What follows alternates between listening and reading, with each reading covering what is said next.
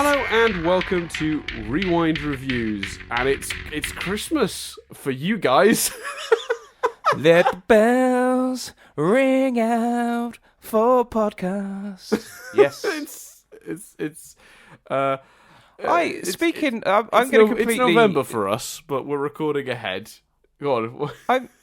I've got a question, Dan, that I'm dying to ask. I don't want it to become a big discussion because it's not about Christmas, and it very much sets the time period that we're recording this. Speaking of the word podcast, right? I read in a review or something that there's a character called Podcast in Ghostbusters Afterlife. I haven't seen the film yet. It's just come out. Dan's seen it. Can I just confirm there is a point where someone goes, "That's a fucking weird name," right? When he introduces himself, he explains. Do you want me to give the explanation away? Do you mind? Does anyone care? No, I don't mind. No, and spoilers for Ghostbusters Afterlife. Yeah, not really though. Just spoilers for why the character is called Podcast. He introduces himself as Podcast, and then he goes, "On account of my podcast," and then she says, "Why?" And then she says, "Why do people call you that?" And he goes, "They don't. I call it myself." So the character has named himself. The character has given himself the nickname of Podcast. It's quite a good gag, actually, to be fair. Yeah, I was going to say, as far as I'm concerned, that is a great gag, and I am all in. Yeah, it's not a bad film. It's I've said this online. It's got like a lot. It's got a little too much reverence for the original, in my opinion. The original is not a sacred text, and let's not forget that. It's a dumb, goofy movie about pest control. But it's ghost control. Like I know that people sometimes think of it as like this really classic thing. But it's dumb, and it doesn't take itself very seriously.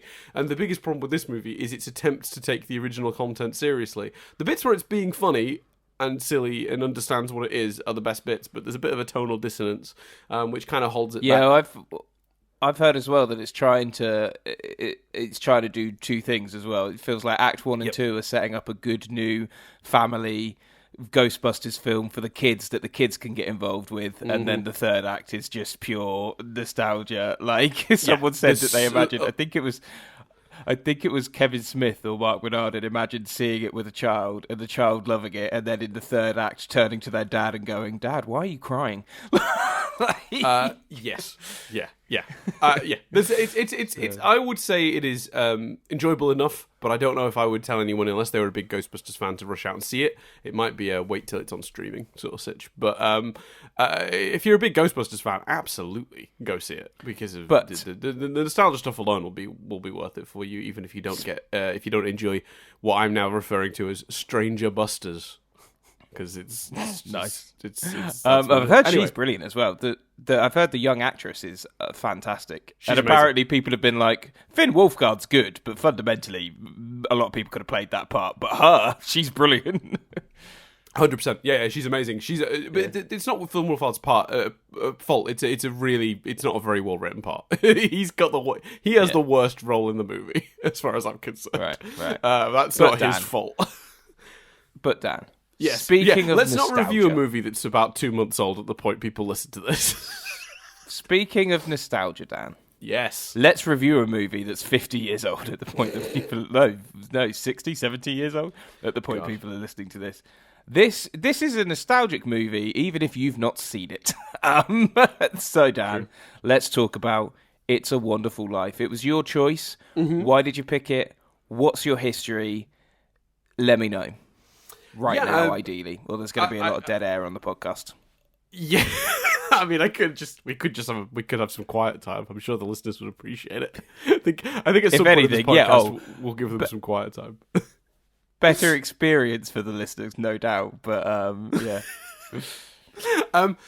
So it's funny because a lot of the time we choose films on this that are like our personal like favorites, like films we personally like love and watched a million times. And I do love this film, do not get me wrong, but I think part of the selection process for this film was because I think it's an interesting discussion, because I think if you say objectively, is this one of the greatest movies of all time? Yeah, of course. I mean, name another movie from this era that's endured quite the same way.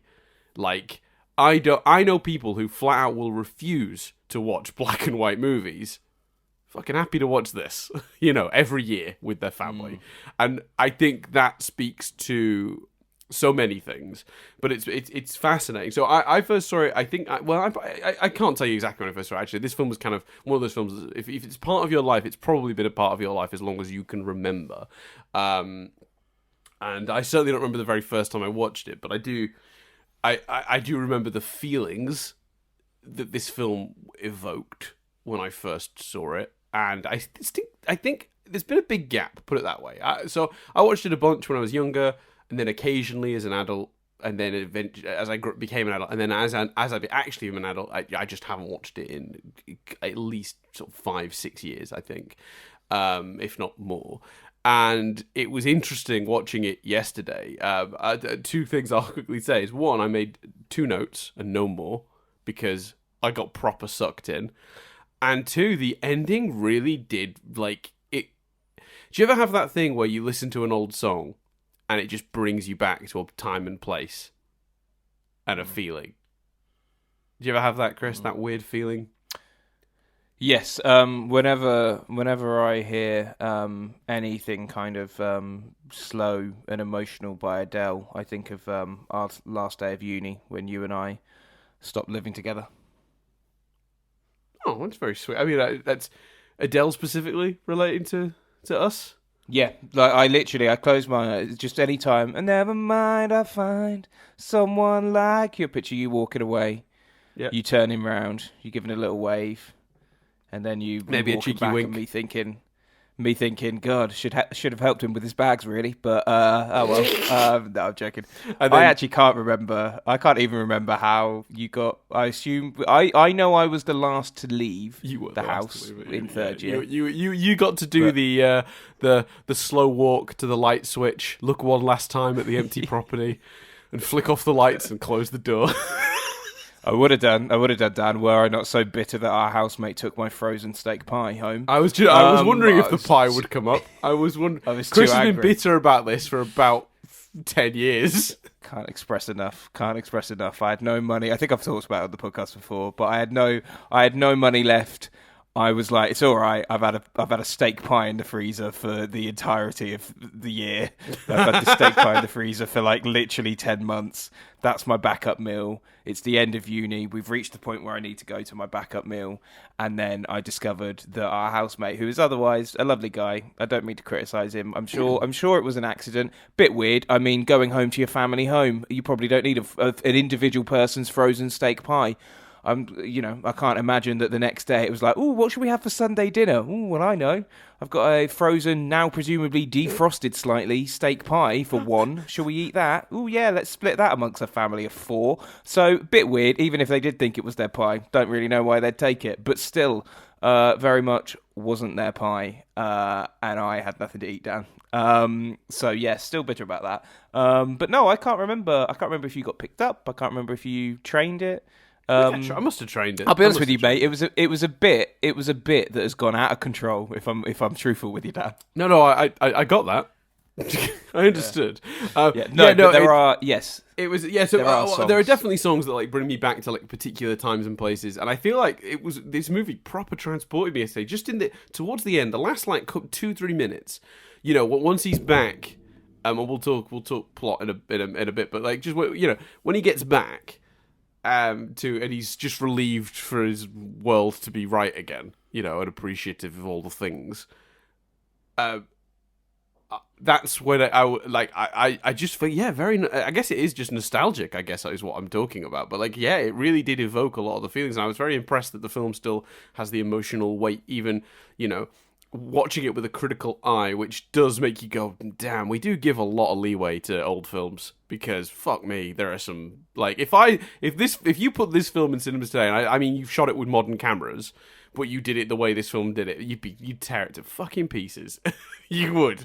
But it just goes to show you how an emotional story can still resonate in the face of, like, technical issues that just are a result of when the film was made. Just people just do not care. Like the emotions still shine through. So while this movie isn't one that I would say, oh, I had a VHS of it and I wore it to the nub, like many of the other films we've talked about on this podcast, I did always enjoy this film very much, and I was impressed that yesterday when I rewatched it, it still managed to evoke emotion in me the way it did when I watched it as a kid. Because I do remember even as a kid, the two movies in my head that would like evoke emotion in me were this and like E.T. You know what evokes emotion in me? Having nothing to eat for dinner but some frozen peas. Why, Chris? Was there frozen peas? It sounds like there was supposed to be a pie with that meal. Yes. He's not holding on to the grudge, by the way, folks. He's not. He's good like that. What's amazing is it's come up a few times, like with other people as Dan and I have been socialising, and every time it comes up, it starts with me being like, "Oh yeah," and then I start talking about it, and get genuinely bitter. Honestly, it's amazing because when you started talking about leaving uni, like and I was making the joke about, he was the last one, he turned off the lights. In my head, I'm going, the pie thing's next. He's going to talk about the pie. Listen, forgive and forget. It's all good until the next time I feel the need to rant about it, which will happen. So what he doesn't know is it was really me that took the pie. It wasn't. That'd be a Scooby-Doo villain reveal, wouldn't it? Sitting on a bus to Stockport from Bournemouth with a fucking frozen pie. I'll be honest with you, Dan. I'd forgive that. I'd be like, fair play for a man to take a pie all the way to Stockport to defrost it and then eat it when he got in.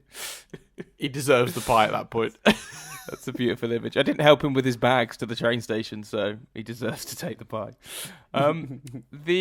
It's crazy, isn't it? Because I've never seen this film, but like it's one of those films that is, like you said, sustained in a way which means much like The Matrix, etc. It's basically. Sorry, I just wasn't expecting a comparison to The Matrix with this one. Well, what I mean by that, you definitely need to clarify that point. What I mean by that is you could say to someone, you could say a quote, or you could talk about what if you'd never been born, or a red letter day for the Baileys, in the same way that you could say red pill, blue pill, and someone would know The Matrix, even if you've not. Right. There's an iconography to it that's seeped into culture. In the way that if you say to someone waking up with a horse's head in your bed, you know that's The Godfather, whether you've seen it or not. So it's that's what I meant. It's funny because Chris, I've just realised I've become the thing that I once hated. Me and Nadia were once we were in Paris and we saw the Mona Lisa, and I, half jokingly but also with a serious point, was like, because she was like, well, it's just a painting, isn't it? I'm like, yeah, but it's kind of iconic. I was like, it's like, and I swear to God, you're not going to believe this is what I genuinely said, but I'll bring Nadia, I'll ring her now to prove this. And I then compared it to Keanu Reeves. And the reason I compared the Mona Lisa to Keanu Reeves was to make the point of, it's an image that's now iconic. Like, Keanu Reeves, particularly in The Matrix, is an image that is culturally, like, people can picture that immediately. You say the Mona Lisa, people know what that looks like straight away. When you talk about Keanu Reeves, people can picture Keanu because he's a household name. And I said, so the thing about the Mona Lisa is maybe it's not the greatest painting of all time, but it's iconic. That was the point I was trying to make. But I used Keanu Reeves as an example, partly out of being silly, but also partly because that's how iconography works, right? Some of it has weight, some of it is just random shit that people happen to know the imagery of. I think she'd have been more on board if you'd have said, like, someone indisputably, like Marilyn Monroe in that pose. Do you know what I mean? Keanu Reeves. It's a good point. But I was trying to be intentional. I was being intentionally silly, and then for weeks, maybe even months, I was like, she giving a shit like you didn't get it when I was talking about iconography and Keanu Reeves, and I've just become the thing I hated, Chris, because you did it, and you did it with Keanu Reeves. You made The Matrix, and I shot you down, and I feel bad, and I regret it, and I want to take it back. Yeah, and it's like it's even the film we've just reviewed. There's even like a logic. Do you know what I mean? Like there's a narrative to the example as well, which I feel wasn't taken into account. No, I 100% agree. I let you down there. I saw a meme the other day that said people say, or like I don't know, is meme the right? I'm not down with the kids. But I don't know if memes are still a thing. But I saw an image on Reddit that said people say you can't hear photographs, and then it was Vader with his arms aloft at the end of Revenge of the Sith, because obviously you see that photo and you just hear no, which I thought was very funny. So it's seeped in. And actually one of my regular listeners will know.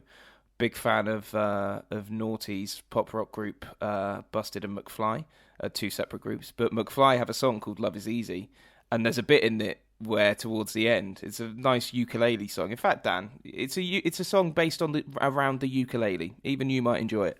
And towards the end, they have the whole, "What do you want, Mary? Do you want the moon? Fine, I'll give you the moon." Like, and I when that moment happened in the film, I was like, and like rewound it, played it again, and then found the bit in the song "Love Is Easy." And yeah, it's so even though I've never seen it, watching it, I was hit with a wave of nostalgia because like it's just ingrained in the subconscious. Shall we go into review? Yeah, we can. But before you do that, I just quickly looked up the chords to "Love Is Easy" by McFly on the ukulele, and it uses that fucking B7 chord that my fingers can't do. Oh no, that fucking E chord. Ugh, gross. Sorry, there are just certain chords my fat fingers struggle to do, and this song has two of them. So. Okay, so it's a song for more talented ukulele players, but that's not. Correct. That's by the by. I'm joking. You're a very talented ukulele player. No, I'm definitely not. There are whole chords I can't really play regularly and consistently. So yeah, no, I'm not. That's not how playing an instrument works. If you wanted thinner fingers, maybe you should stop stealing pies. The B7's fine. It's just that awkward E. My fingers are just too fat for it. Too fat and stumpy. You don't have fat fingers. I do. You don't. Oh, mate, you don't. I don't think that's true. Fat, stumpy fingers. Yeah, that's a fact of life. Yesterday, I was having to type something into a small device like an iPhone at work yesterday, like a code, and they kept saying it's like they're like it's K, not J, and I kept going. I know that's what I'm trying to hit because my fingers are so fat, and it happened like 3 times in a row before I got it right. But to clarify, then, do you mean you've always had bigger fingers? You don't mean like it's not a weight thing. It's just you've always had chubby fingers in the way that I've always short, had stumpy little fingers, like large calves.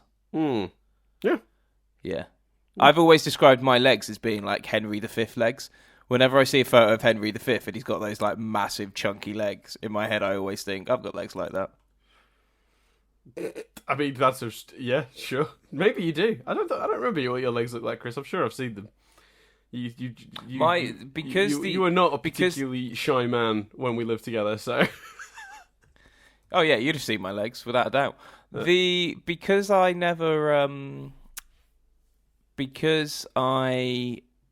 the only form of exercise when I'm going through like an exercise period that I ever do is running or walking a lot, and because in general, because I don't drive, I before lockdown used to walk quite a bit.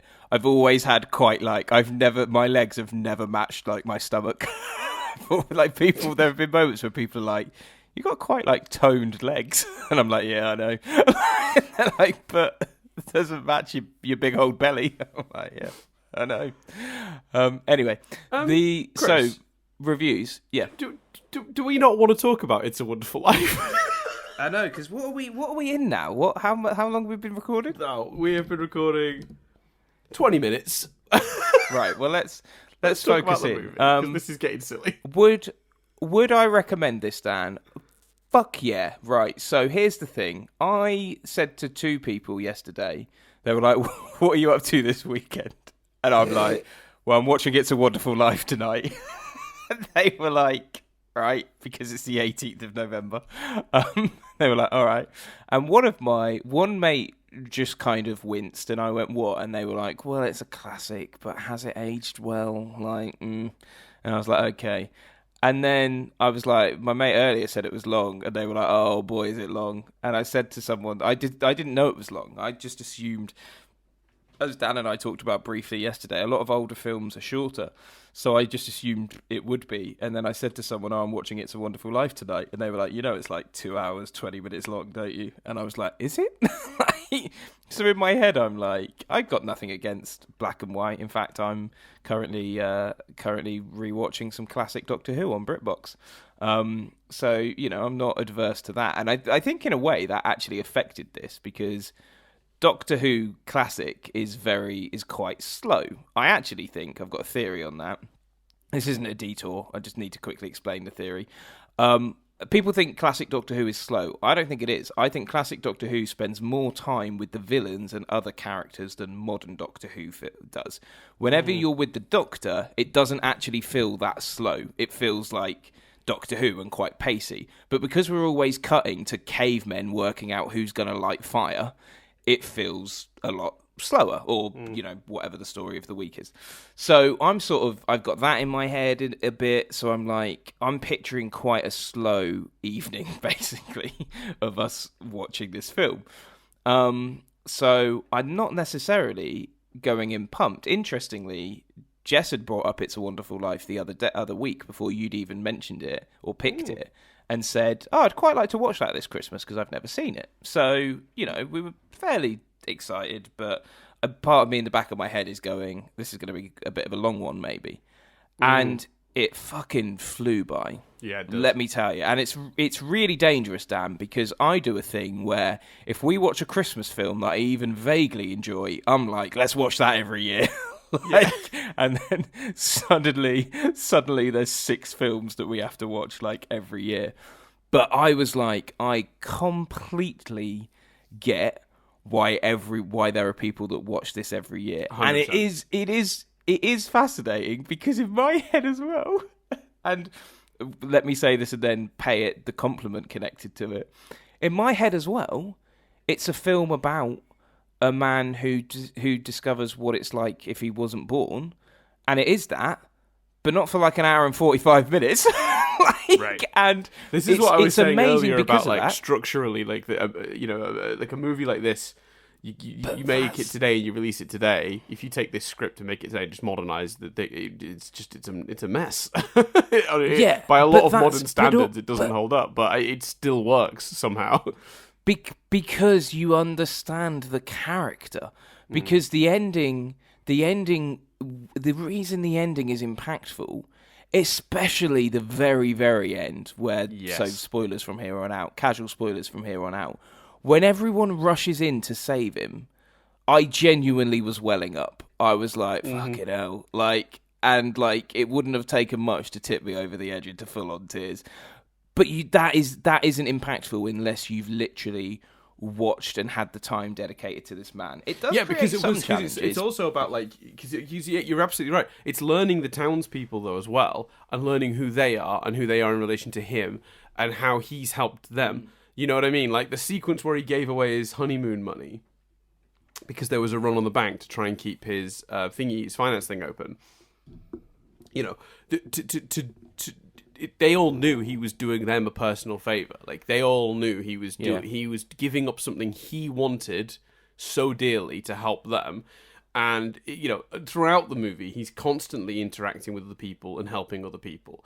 And the idea of that coming back round when he needs help, everyone coming together, and that only pays off if you've had the time not just spent with him, which I agree with you is exactly what the movie does, but to be fair, also spent with the rest of the town as well. And learning who they are in relation to him. It's very important, and it's extremely well done. And just a quick apology to the audience and potentially future Dan, because I've noticed at some point my foot has nudged on my mic wire and my mic was turned a little bit away for some of that. I don't know how much. Apologies if that causes you problems in the edit, Dan. That'd be fine. Apologies. If it's too quiet for a section of time, I can as long as I can. If it's really bad, I can see it on the timeline and I can fix it that way. It'd be fine. Okay, cool. I've not even edited the fucking third Matrix one yet, mate. That's going to be the nightmare. That's the one where we've got 3 half files or whatever. It's fucking cool. Oh yeah. Oh yeah, because we had to stopped and I had to re-repeat stuff. It's a fucking nightmare. I gave you all the files for that, didn't I? Yeah, I did. I gave you part 1, part. Yeah, I did. Yeah. But it's just going to be. I'm putting off editing it right now because it's going to be a nightmare to make it make sense. Okay, cool. The I just think, like you say, it's exactly that. Like, you have to have that time to those things. Now, it does create a challenge because part of you, I think they do a good job because they embed it so well. But part of you towards the middle, because they spend so much time showing the audience why he's got an amazing life, part of you is going, how do you not see this? And shut the fuck up about your selfish wants to travel and shit. Like, but not completely, but part of you begins to get a bit fed up of George's old patter. And there are, the moments, I'm not sure if they quite, I think they should, whilst they embed very well that he's always wanted to travel when he doesn't, the actual ramping up to the bridge, I think they could embed a bit more throughout the film than just sort of the money thing, because it feels like the money situation, it feels like one thing tipped the balance. Now, it didn't really, because it's always been there in him and all of that sort of stuff, but still, I think they almost spend a little bit too much time on it, because it's like, well, we can all see you've got a wonderful life, why can't you? And I guess that's the tragedy of the character at that point in the film. Yeah, do you agree with that, or? Yeah, no, I do think there's always a danger when you're doing this kind of story where it's the character doesn't see what he really has. You do have to hit a really very careful balance of like, not, you've got to demonstrate that so that the audience believe it when you make that point at the end. But if you go too far, then you make the character look like a dick. And there are a couple of scenes in this where George Bailey, like, you go, God, man, get your shit together, man. This is, like when he's when he's pissed off and he goes to see her. And he's like outside with a stick hitting her fence for some reason, and he's like agitated. Let's delve into that, because there's a lot of some of the people I mentioned I was watching this to were like, oh, it's not aged well, and I think people very specifically think of that scene where he's basically abusive and he's yelling at her that he doesn't want to get married, and then he sort of can't resist her still, so they end up kissing and the mum runs away and stuff. And that is a horrible scene. It's horrible to watch. It's not aged well at all. It's really uncomfortable to watch it. And there are other scenes like you've described when he's bashing it outside and when he's particularly harsh to her and the kids later. But I feel like it's like very specific. I feel like moments of this film haven't aged well, as opposed to the entirety of the film. And right. I think a lot of people maybe are thinking of those moments and saying the whole film hasn't aged well, when actually I don't think it's like, I've not seen it, but by all accounts, the 16 Candles or something like that, which I know is the go-to, and at some point I guess we just have to watch to really assess that. But it's like, I wouldn't say Short Circuit. I wouldn't say the entire movie has aged badly because of the horrific stuff involving that one character. And with this, I don't know if the whole film has aged badly. I think those moments are horrific, and I could understand someone watching this and going, you know what, those moments are enough to put me off watching the entire thing. I can understand that, but I don't think that stuff is as present in the film as people might think. Yeah, I mean, it's tricky though, isn't it? Because I think there have been times when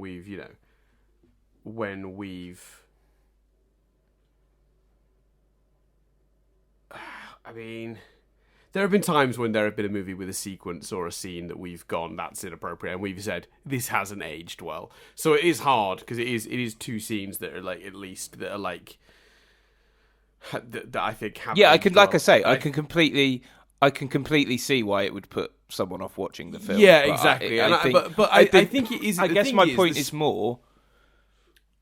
My point is more. It's not as present throughout the entire film as people might think it is. Right, no, agreed. And I do also think here that I think the reason It's a Wonderful Life kind of has a pass on it, and I'm not going to use the well, it was the 40s and this was fine. That's not my excuse.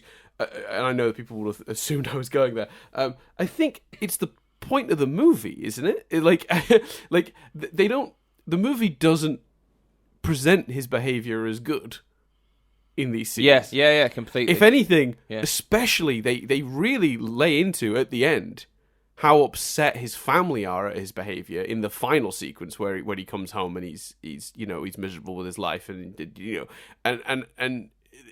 that, you know, the kids are crying and like it's awful, but he's not presented as a hero figure in that moment.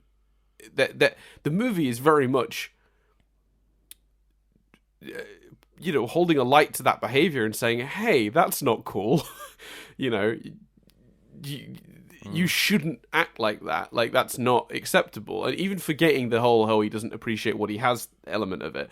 The movie doesn't glorify what he's done. There are movies from this era where, like, you know, guys, like, you know, smack about girls or tell them off or whatever, and it's like, I'm the cool guy, I'm just going to smoke and sit. And it's like, it presents it as like, oh, that's our hero, you know, but this movie, like, very clearly shows the damage his behavior does to other people around him. When he goes in, and she's made that sign, you know, with the lasso the moon thing, and it's like the sweetest thing, and he's just like, he barely remembers he said it, and he doesn't appreciate it.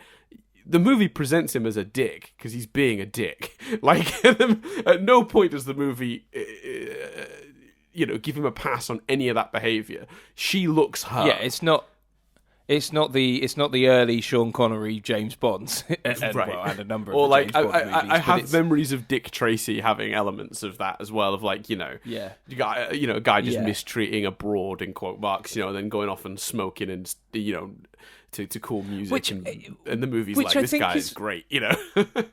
Which I think is why the words we've used were uncomfortable, because I think the film wants us to feel uncomfortable. Like, do you know what I mean? Like, it's not uncomfortable in a, ooh, why do they think this is right? Like, you know, certain comedies and like the James Bond examples are. This is more like, oh, we're meant to, like, he is being a twat because he doesn't realise what he's got until, you know, later. You know, you get the impression he's never ever going to behave like that again, because now he appreciates what his life is and the people around him and stuff. Like, yeah, I think it's I think you're right. The movie's meant to be those moments are meant to be uncomfortable. Yeah. And again, the movie doesn't paint him in those moments as a hero. At best you could say it points him as a sad case of a man gone awry, because his life isn't gone how he wanted it to. You know what I mean? Like, it's the movie doesn't justify his behavior. The movie explains it, right? But at no point does it reward him for those choices. Like, so, you know, I don't know. I think that's the reason this movie gets away with those. There are only really two scenes for me where that's like an issue, and you know, it's. I think the way they get, I think it's part of the story, and I think that's why, you know, we talked about it before. I can't remember what it was. There's been several movies where we've seen something where a character's acted appropriately, and we go, well, that's the intent, that's the point. It's different. That character is villainous in some way or whatever, and that's very much by design, you know. It's not the movie saying, do this is good, you know. I was. To give the Mistreating Your Family, sponsored by It's a Wonderful Life. Are you sick of your life? Well, treat your kids badly all the time. I was amazed, other than those scenes, obviously, going back to more sort of general thoughts. Yes, I was amazed at how funny it is and how modern some of the humour is. Like that blew my mind. Dude, I was laughing out loud. Right. On multiple occasions. Yeah. Can I tell you what my first of the two notes were? I wrote two notes. One towards the beginning of the film, then I got pulled in, didn't write anything else down, and then I wrote one right at the end. We'll talk about the one at the end from later. But the one up top, I just wrote, in quote marks, is he sick? No, worse. He's discouraged. Which, I literally, it's like the third line in the movie, and I paused it to laugh. Like, it was... Well, what got me? It's a great line. Because I was just blown away by, like, the modern construction of the joke. Almost to the point where I'm like, I swear people might not have got this at first back in the day, certainly younger people. But it's when they're watching Violet walk away and one of them goes, I'm going to go home and see what my wife is up to. And the other guy goes, family man. It's like, that's a really modern construct, that joke. Like, it's not even obvious what the joke is there. And like, obviously, kids wouldn't have got it, but I don't think some parents would have. Older people would have either. Like, yeah, it's subtle. It's subtler than you usually get from movies of the era, for sure. There's a real wit to. So the dialogue is so witty in this film and clever, and I was really surprised by how much I was genuinely laughing. And like, it's weird because there's then a point where suddenly the laughter like stops, which is also quite effective. But like, yeah, I was completely bowled over by that. Another big thing is how beautifully the character of Mary is written and how wonderfully Donna Reed plays her. Because she's like, incredible in this film, isn't she? I remembered absolutely that James phenomenal. Stewart gives a great performance. It's iconic. When he's running down the street and he's saying "Merry Christmas" to everything, to the buildings and stuff. Like, it's such a good performance, and it's like so awesome. And the bit where he's in the bar and he's basically sobbing, like, incredible. What an amazing performance he gives. I had absolutely, to my discredit, completely under-remembered, like, discredited, like, just did not give any thought to what Donna Reed does in this movie. And she's fucking brilliant. She's so good in this film. The reason James Stewart is so fantastic is because he really goes from this young, dashing man full of ambition and like such physicality, like when there's an emergency at the building and loans, and he jumps over the table and stuff. And yes. I literally thought, oh fucking hell! If like, and maybe it's just because I'm watching some classic Doctor Who, but in my head I was like, God, if Doctor Who was American, I'd have wanted him to play the Doctor, because I think he could have done an amazing job. Imagine that back in the day. Oh yeah. Please. Yeah, it would have been incredible. And then when he's upset, like you say, at the bar, and when he's experiencing that, a lot of it's in costume and makeup and stuff like that. But his physicality, it's not just in the script.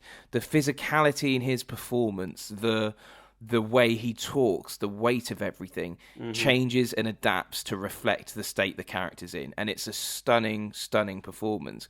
But I think one advantage he has is he's playing those two extremes, whereas Donna Reed as Mary needs to sort of hit this middle ground and lean towards pure unabided joy, and lean towards worry and despair for her husband. And just like, it's like if there's a spectrum, James Stewart is at either end, and Donna Reed has to balance in the middle and make you believe when she's balancing between the two things. And it's a masterclass at that. And it's in the writing as well. One of the most subtle, touching moments for me in this film is when there's the crisis with the building and loans, and she turns up with the run on the bank. And she just turns up with the honeymoon money, and it's just like, we've got this, and like they don't even discuss it. She knows what he wants to do, and even though it's her dream too, she's just does it for him. Yeah, and does it because fundamentally they're the same. Their morals, how they think people should be treated, are exactly the same. Like, that's why they're so good together. Because in a film where you have to put strain on the marriage at some point, you've also got to show why they're actually good for each other, why her mum is wrong about them. And a moment like that, without over, like, in a bad film in the day, and you know what, in some fucking terrible films now, this is what that scene would be. Let's use this money. Well, no, we can't. That's our honeymoon money. No, don't be silly. It's important. We should do it. I want to do it. Are you sure? Yeah, I'm sure. Okay, let's do it. Fucking none of that in this film. It's such an amazing script. She just turns up and gives the money away, and that tells you so much about her character. Means. Like, the fact that there's not a discussion, it tells you so much. Yeah. Just by choosing not to have them have a discussion, it tells you so much about not just her character, but their relationship and how in sync they are. And like, it's you're right. It's an absolutely amazing script, and she has to sell that, because I think if a worse actress is at the helm of that scene, you're asking yourself, why isn't this a discussion? right? But Yeah. she has such confidence in the delivery, you believe the character believes that's the right thing to do without question. And in many ways, she's like the consistent. I don't sound so wanky here, but in many ways, she's the consistent beating heart of this movie. Right. Like agreed. her performance in the scene where they do up the derelict house as a hotel and have the honeymoon there. Like which, by the way, Chris, scene, when I was watching this movie yesterday, that's the scene I went, "Oh, Chris will love this." It's the most that idea of like the symbolism of it, but also like the effort to recreate a thing because they couldn't do the other thing, just felt very Chris. Like, if somebody told me that story, but said that happened to someone did that, I'd be like, Chris did that. He's a true romantic at heart, and that idea of, making the most of a situation. We didn't get a honeymoon, but we'll recreate it, and we'll still have a wonderful time. We'll make it romantic and sweet. That's a very you thing. Yeah. Although I feel bad. I feel like I've got less. I feel like I did a really romantic proposal and then went, well, that's me done with romantic gestures for a good. I'm not going to top that for 10 years, so I'll leave it there. I need to get back into the romantic the post-marriage downslide has begun.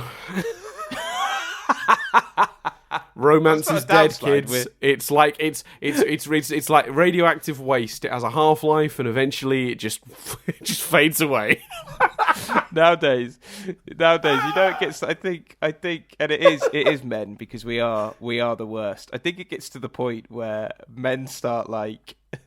I think men are the worst because a man will do like yesterday. I went into the bedroom and there was some unsorted, dried washing on the bed, and I sorted it out and I put it all away. And in my head, I walked around like a fucking hero. For just doing. You were just like, I'm just waiting for my medal. Like, I came downstairs and I was like, I've sorted out the washing. And Jess was like, oh, sorry, I was meant to do that. And I'm like, don't worry about it. It's not a problem. I did it. And then you you threw her a shiny nickel, gave her a wink, and walked out down the street to the sun as the sun set while smoking. I took off my hat. I threw it on the hat rack, and it landed. You also threw a dime at a random homeless person and were like, get yourself something to eat. And what are you doing in my living room? But yeah, her performance in that scene. Yeah. So, there's so much of this movie where you go, oh, and it's because of Donna Reed's performance. Well, yeah, because even the biggest amazing and most pivotal scene in the movie to me, which is the sequence when he returns home and he knows he's fucked because he's probably going to go to jail. There's this money that's gone missing, and he can't figure out how or why, and he's in real trouble. And he knows that, but he's also done nothing wrong, and it just feels like trouble keeps finding him, and all he wants to do is just get on with stuff. So he gets home, and he's miserable, and he's mean to her, and he's mean to the kids. The performance that matters most in that scene isn't James Stewart's, because as I said to you earlier, the reason you get away with that scene now is because it doesn't paint him as a hero, and the way they make that clear is by having this person who is, who has always loved him from the minute, from when they were kids, she has to still demonstrate that she's in love with him, but also demonstrate upset and fear and sell that moment. And she does such a good job. And what's really frustrating, Chris, is I double checked, she didn't get even nominated for an Oscar for this. He did. He got nominated, didn't win, but he got nominated. She didn't win. She didn't get her Oscar for another, 6-7 years. I think it was like she got it for a film called From Here to Eternity. But I think that was Best Supporting Actress. But she deserved it here. I mean, I don't know what the competition was. Absolutely. I don't know who won it the year she won it. Maybe it was a great performance as well. But I'm sorry, she definitely deserved an Oscar. Absolutely, and because also she really has to sell that they're this perfect couple. Because am I right in saying, thinking about it, we know he's a good person because we see him do a number of great acts for the town and for people, etc. Do we see him do much for her? No. No, you know what I mean? We assume stuff must happen between the scenes, as it were. But no, he's generally speaking quite dismissive of her for a lot of Yeah, I a can't. lot of the I scenes can't think of together. a moment. Yeah. I can't think of a moment, and I think they do. They do have good Even in chemistry that though. scene That when they walk home from that dance, that sequence has a lot of great jokes in it, but also a lot of they sell their chemistry in that sequence, I think.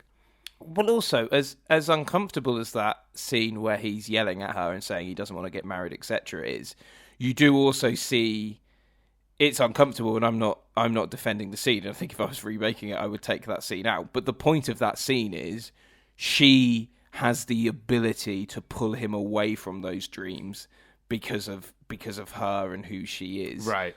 Like, at his lowest moment, at that point in his life, it's her that he goes to, and he can't hang even about, explain mate. It'll get worse. why. Don't worry. Yeah, and there's that huge. You can see that whole scene is him conflicted between, I don't think I want this life, but also, it does have you in it. And he's a dick, and the movie's point is he's a dick. But I think but that shouldn't be the only moment where his feelings for her are particularly evident, apart from the very end and stuff.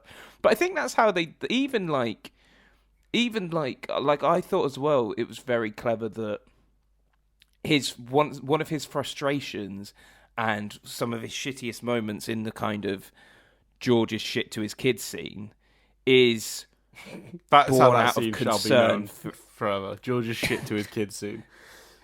born out of concern for his daughter that's ill. Do you know what I mean? A lot of that is, well, and yelling at the teacher who made her ill, and putting the poppies in the jacket, which is one of the things he checks for later. Like it's very clever that a lot of his dickiness is, you can tie it back to affection, which again, it doesn't like, a bad version of this film is, it's just annoying because I love you so damn much, and I'm annoyed that you got ill. But like, it's not done like that. He doesn't say that to the kid. He doesn't really show much affection in that scene. He's just trying to get her to sleep.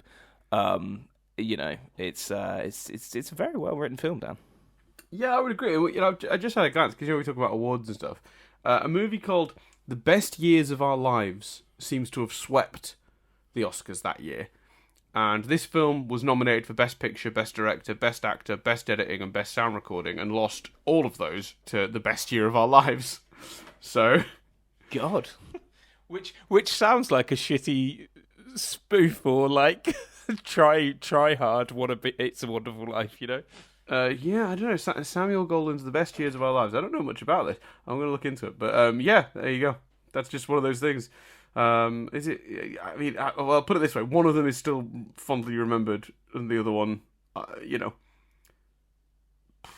maybe it's good, but it doesn't seem to be a household name anymore. It's got a very high review score, though. It's very, very critically still adored. It seems. It's even got a Rotten Tomatoes score of 97%. Don't know where they're finding these reviews. Must be known as like the.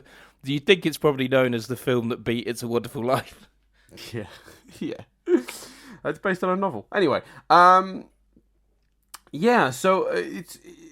I think we haven't really recapped the story. We normally recap the story, but I guess most people know the story at this point. But basically, what I think is also very good about this movie is it has to jump through time a lot. I mean, it takes place in. I think it starts in 1919.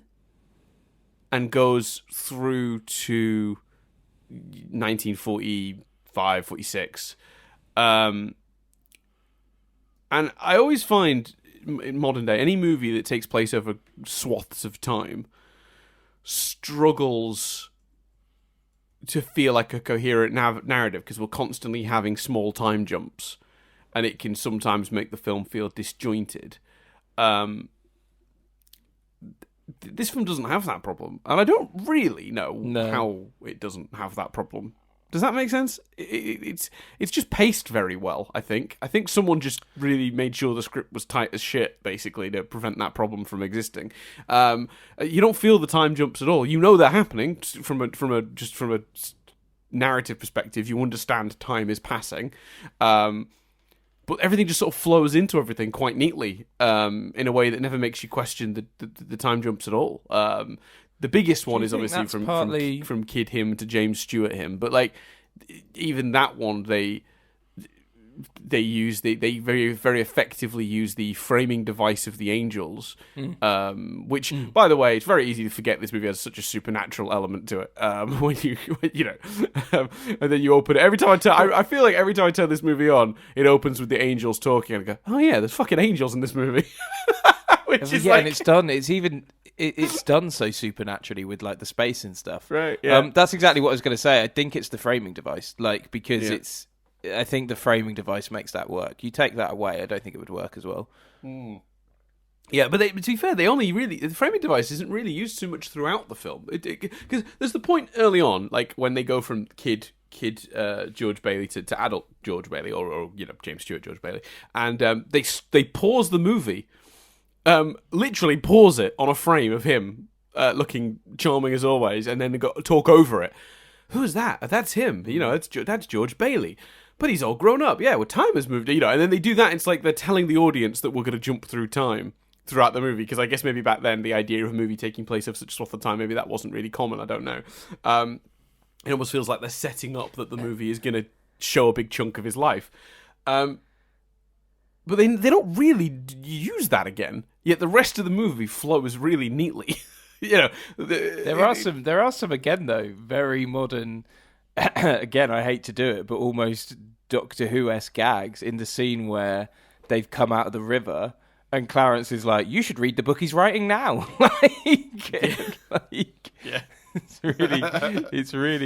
It's such yeah. So I definitely forgot the religious angle. I know there was an earlier draft of this script that was a lot more religious, and the director Frank Capra changed his mind on how overtly religious it was to make it a bit more accessible, and I think that was the smart move.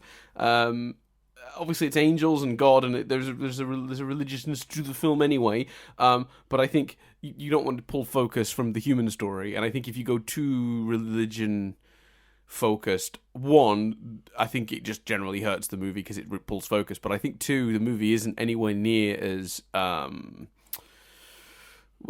lasting as it has been. I don't think it endures and survives the way it has.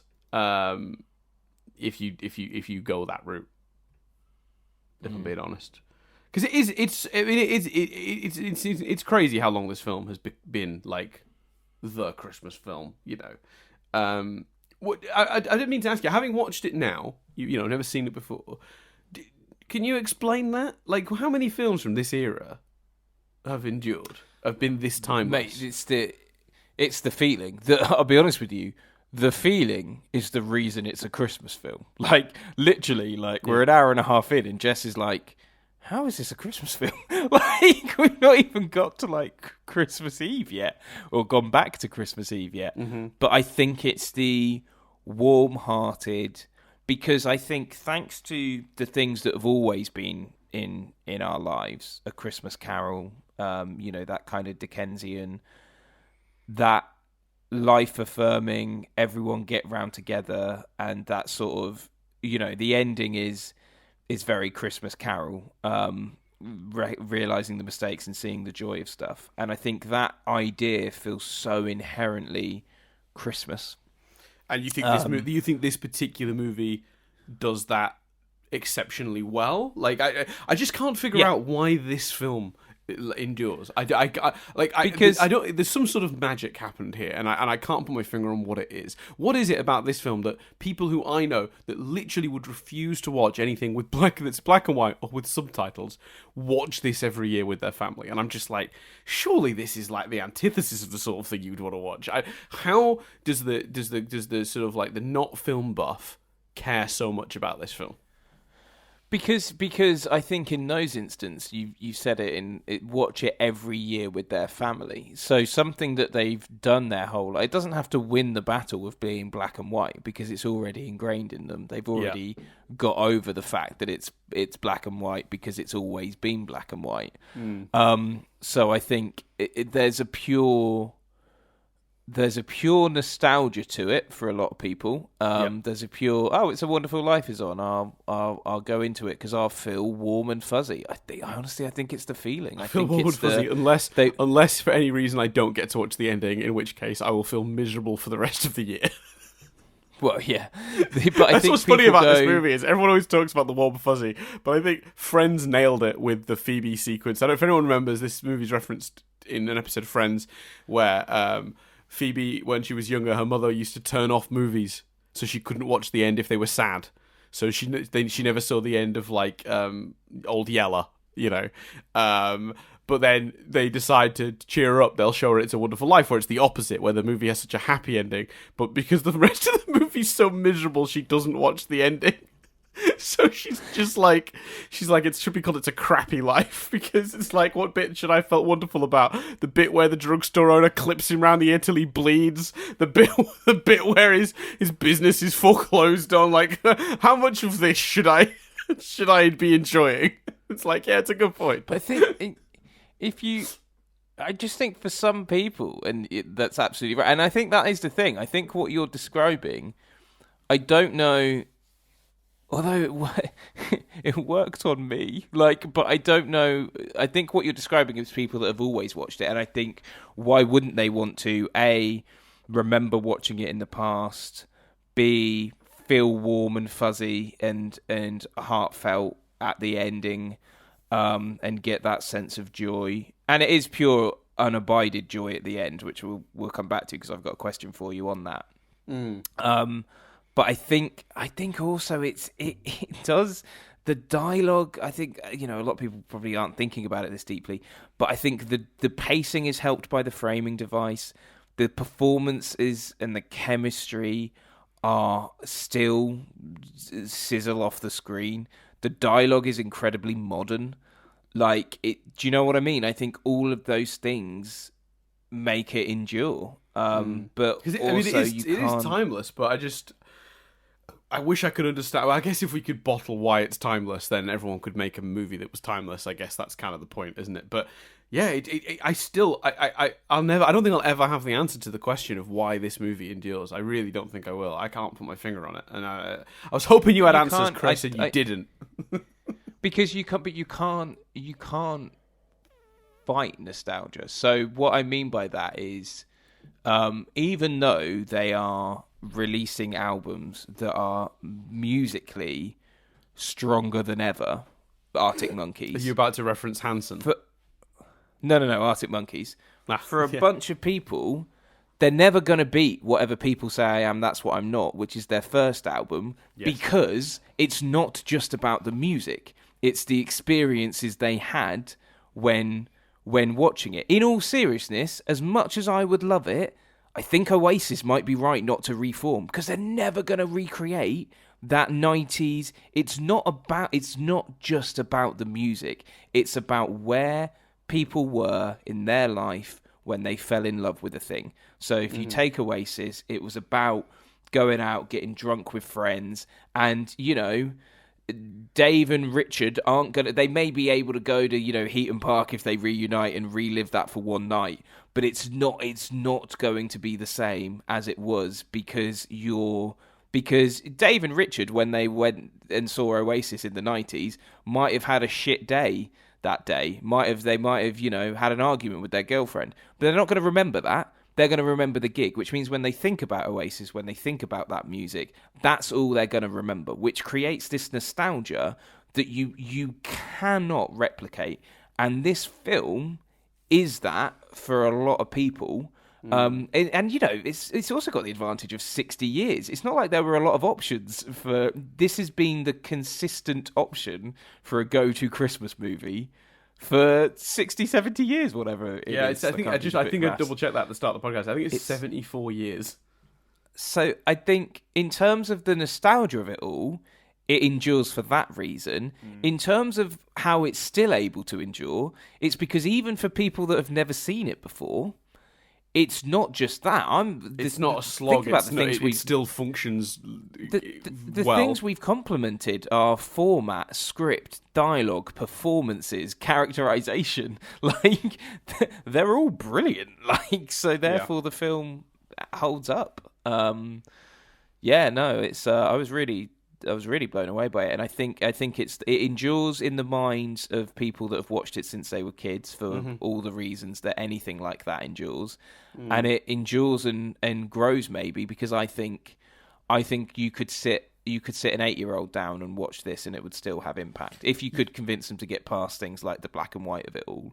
Yeah, that's the interesting thing, isn't it? I think because I think like when you boil this movie down, it's just a really very clear, relatable story that functions on a very emotional level rather than a like complex narrative level. You know, it's just about one man's feelings, and by being so simple, it actually gets to explore them reasonably thoroughly, and that leads to like I think the sort of approach to storytelling, which is again, it's not about plot as such, and you know, even a child can track how he feels through this movie, even if they don't understand what a run on the bank means. Do you know what I mean? It's almost irrelevant. And even if they don't, like right from the off with the old man who's drinking because his son's just died. Like there's some heavy fucking themes of grief and stuff right from the beginning of this movie. Well, yeah, and the year that's set, I think it's like 1918, 1919.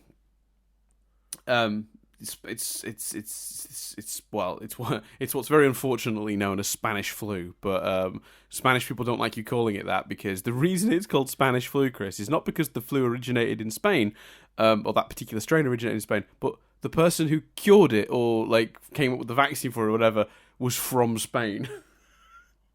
That is a very unfortunate reason to call that Spanish flu. Yeah, definitely. Like, well, yeah, like, and it feels very. There are terms for COVID that absolutely are inappropriate and shouldn't be said in a similar way. Yeah. Here's my question for you, Dan. Yes, please. Part of me is thinking, well, they've got to address the money thing, and I must admit, I'm not trying to be cocky. This, I'm being honest. Part of me in my head went, well, maybe if everyone in the town came together, they could raise the money.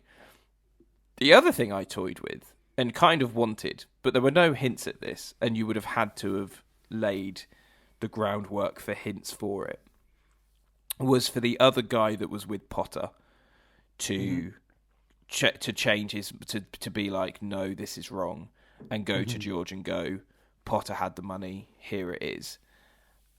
Do you think, because I'm very conflicted, because part of me, in the end of that movie, wants to see Potter's comeuppance, wants to see Potter's reaction to everything, and wants that. But also another part of me goes, the ending is full of such joy that why would you bring it down with a bit of bitterness? What's that? There's no place in that ending for George to turn to Potter and go, yeah, fuck you.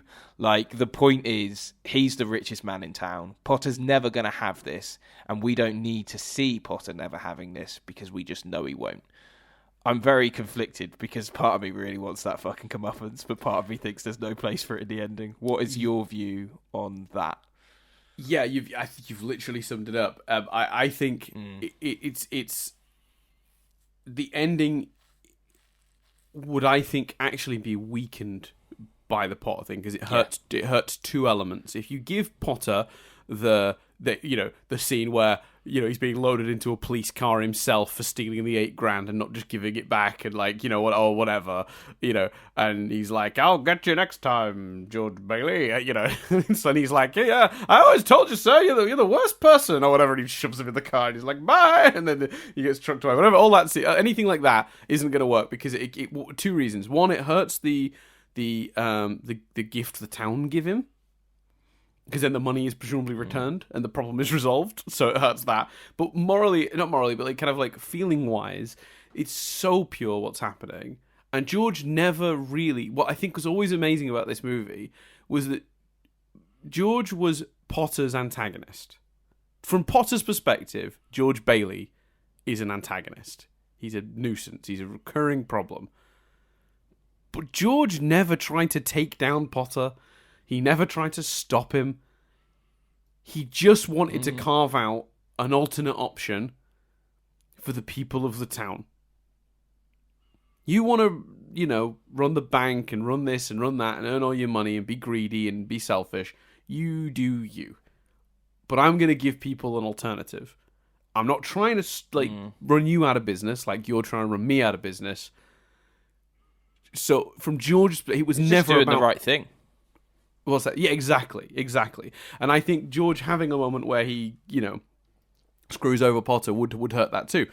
But what's really interesting is at the time, they must have, this isn't an accident. They didn't just, from a script writing perspective, forget to tie up that note. The reason I know that it was very much intent that they did that is because at the time, the motion picture production code, sometimes known as the Hays Code, had it set.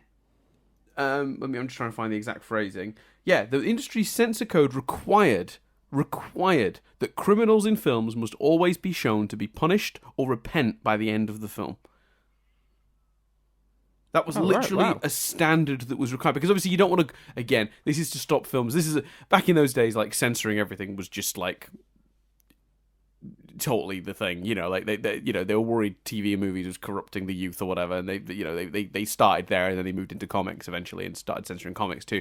That's where the Comics Code Authority got put in place. But the idea was, well, you can't show the villain getting away with it because a young kid might watch it and think crime pays. That was the thinking of people from the 40s, and that fine, whatever, I got no judgment. But in this instance, actually, George being the bigger person is actually a better lesson to show kids. Now, so how does this movie show him getting his comeuppance then? So, well, that's the thing, is the movie didn't. The movie just didn't do it. And I was trying to find out if they got in trouble or had to pay fines or anything like that. And yeah, it turns out there was just no repercussions. I guess they just didn't know what to do. I mean, maybe they just didn't rate the movie. Because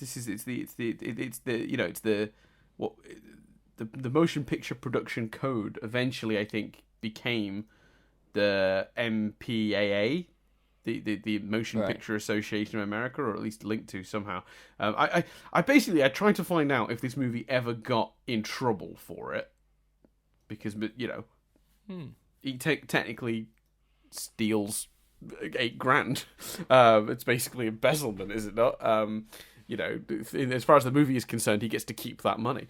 So yeah, I had a look. I couldn't find out if there were any repercussions from that at all. Either they didn't properly rate the movie at the time, or refused to, which sometimes happened with old comics as well. There was a point when... There's a really funny one where the Comics Code Authority had been set up to make sure comics were appropriate for children, and the government approached Stan Lee to write a comic that was anti-drugs, to give, kids read these comics, do an issue that shows the dangers of drugs. So Stanley wrote an issue where a young boy from Peter's school takes drugs, thinks he can fly, and tries to jump off a building, and Spider-Man saves him and tells him, don't do drugs. Drugs are dangerous. It's very, very simplistic, but totally fine, and a message. The Comics Code Authority were like, well, we're not going to rate this. It's got drug use in it. And Stanley was like, yeah, but it's anti-drugs. The government asked me to do it. Yeah. And they went, nah. So he just released the book without the rating, and no one noticed. He just didn't put the approved by the Comics Code Authority logo on the front of the book and put it out anyway. So I don't know what powers the motion picture production code had at the time to actually give consequences for choosing not to go along with it. If it was just a fine, if they didn't rate it, I just don't know. And I tried to find out, and I couldn't quite identify it. But what an interesting situation for them to have been in. So it's not only was it a choice, but it was a choice against a production code that existed at the time. So they really knew exactly what they were doing. And yeah, I thoroughly agree with you with your point that it would actually, in the end, I think it would have harmed the movie had they done that.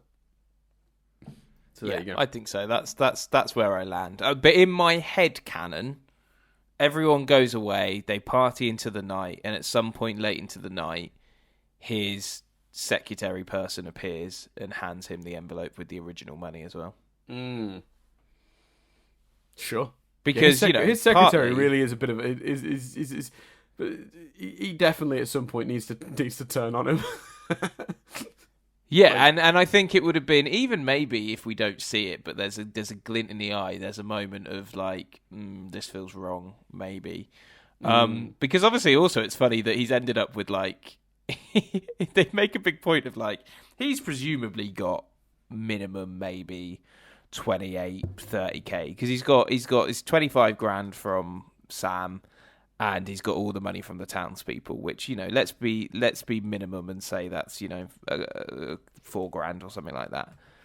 And it's kind of like, I love that the movie's like, look, not only has he solved his problem, but he's got more money. But part of you in your head just goes, yeah, but he's only going to put that back into the town. He's not going to be like, right, let's go on that holiday, kids. Like, do you know what I mean? He's still. Do you want to know how much money that is in today's money? That 8 grand. I do, Dan. 8 grand in today's money is about 100,000.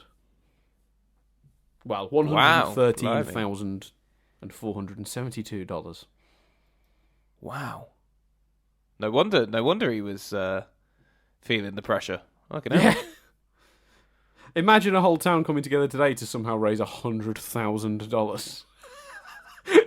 the modern day remake of It's a Wonderful Life. $100,000 has gone missing from an envelope.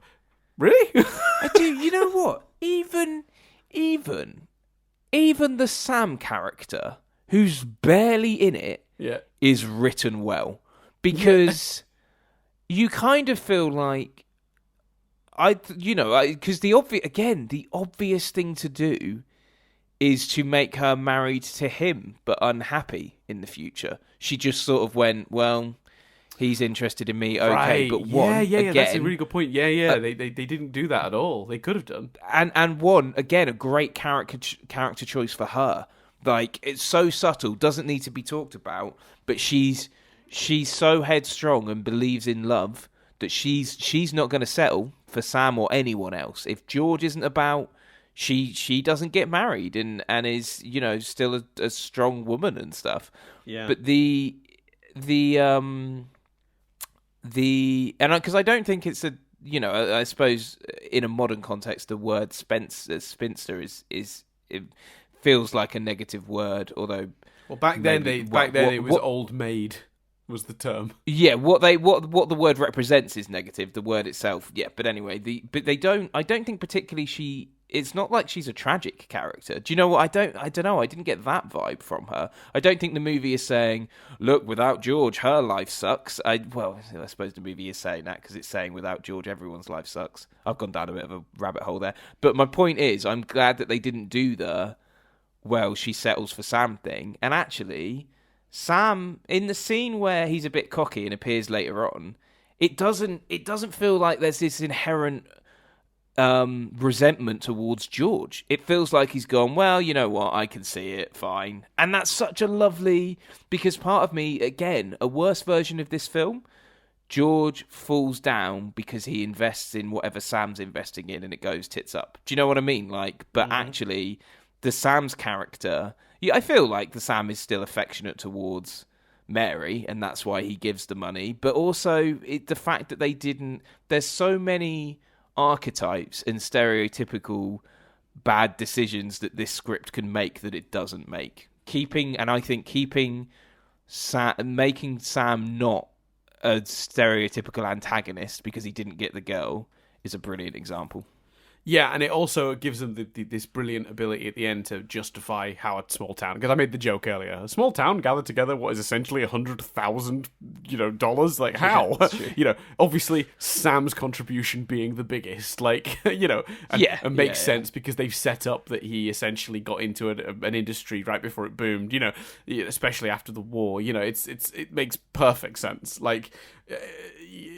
the way they did that, and I thought that was very, very well handled. And you're right, it makes sense from a character perspective. It's also an interesting and surprising choice, which it's funny, isn't it? Because there are stereotypes and they exist for a reason because they worked back in the day, probably in this era. There's a lot of character stereotypes and choices that now are just like kind of predictable. You go, oh, well, this character's going to act like this when this happens because that is just what movies do. And that language kind of developed, in these early black and white films. And to see an early black and white film sort of like bucking expectations and stereotypes, and I guess it's because it was a bit more of a Wild West back then, like do what you want with your movie. Like there isn't an established language, so it's probably in the time wasn't considered a surprising choice because obviously the expectation wasn't established yet. But still, I do respect that they went a less predictable way with it.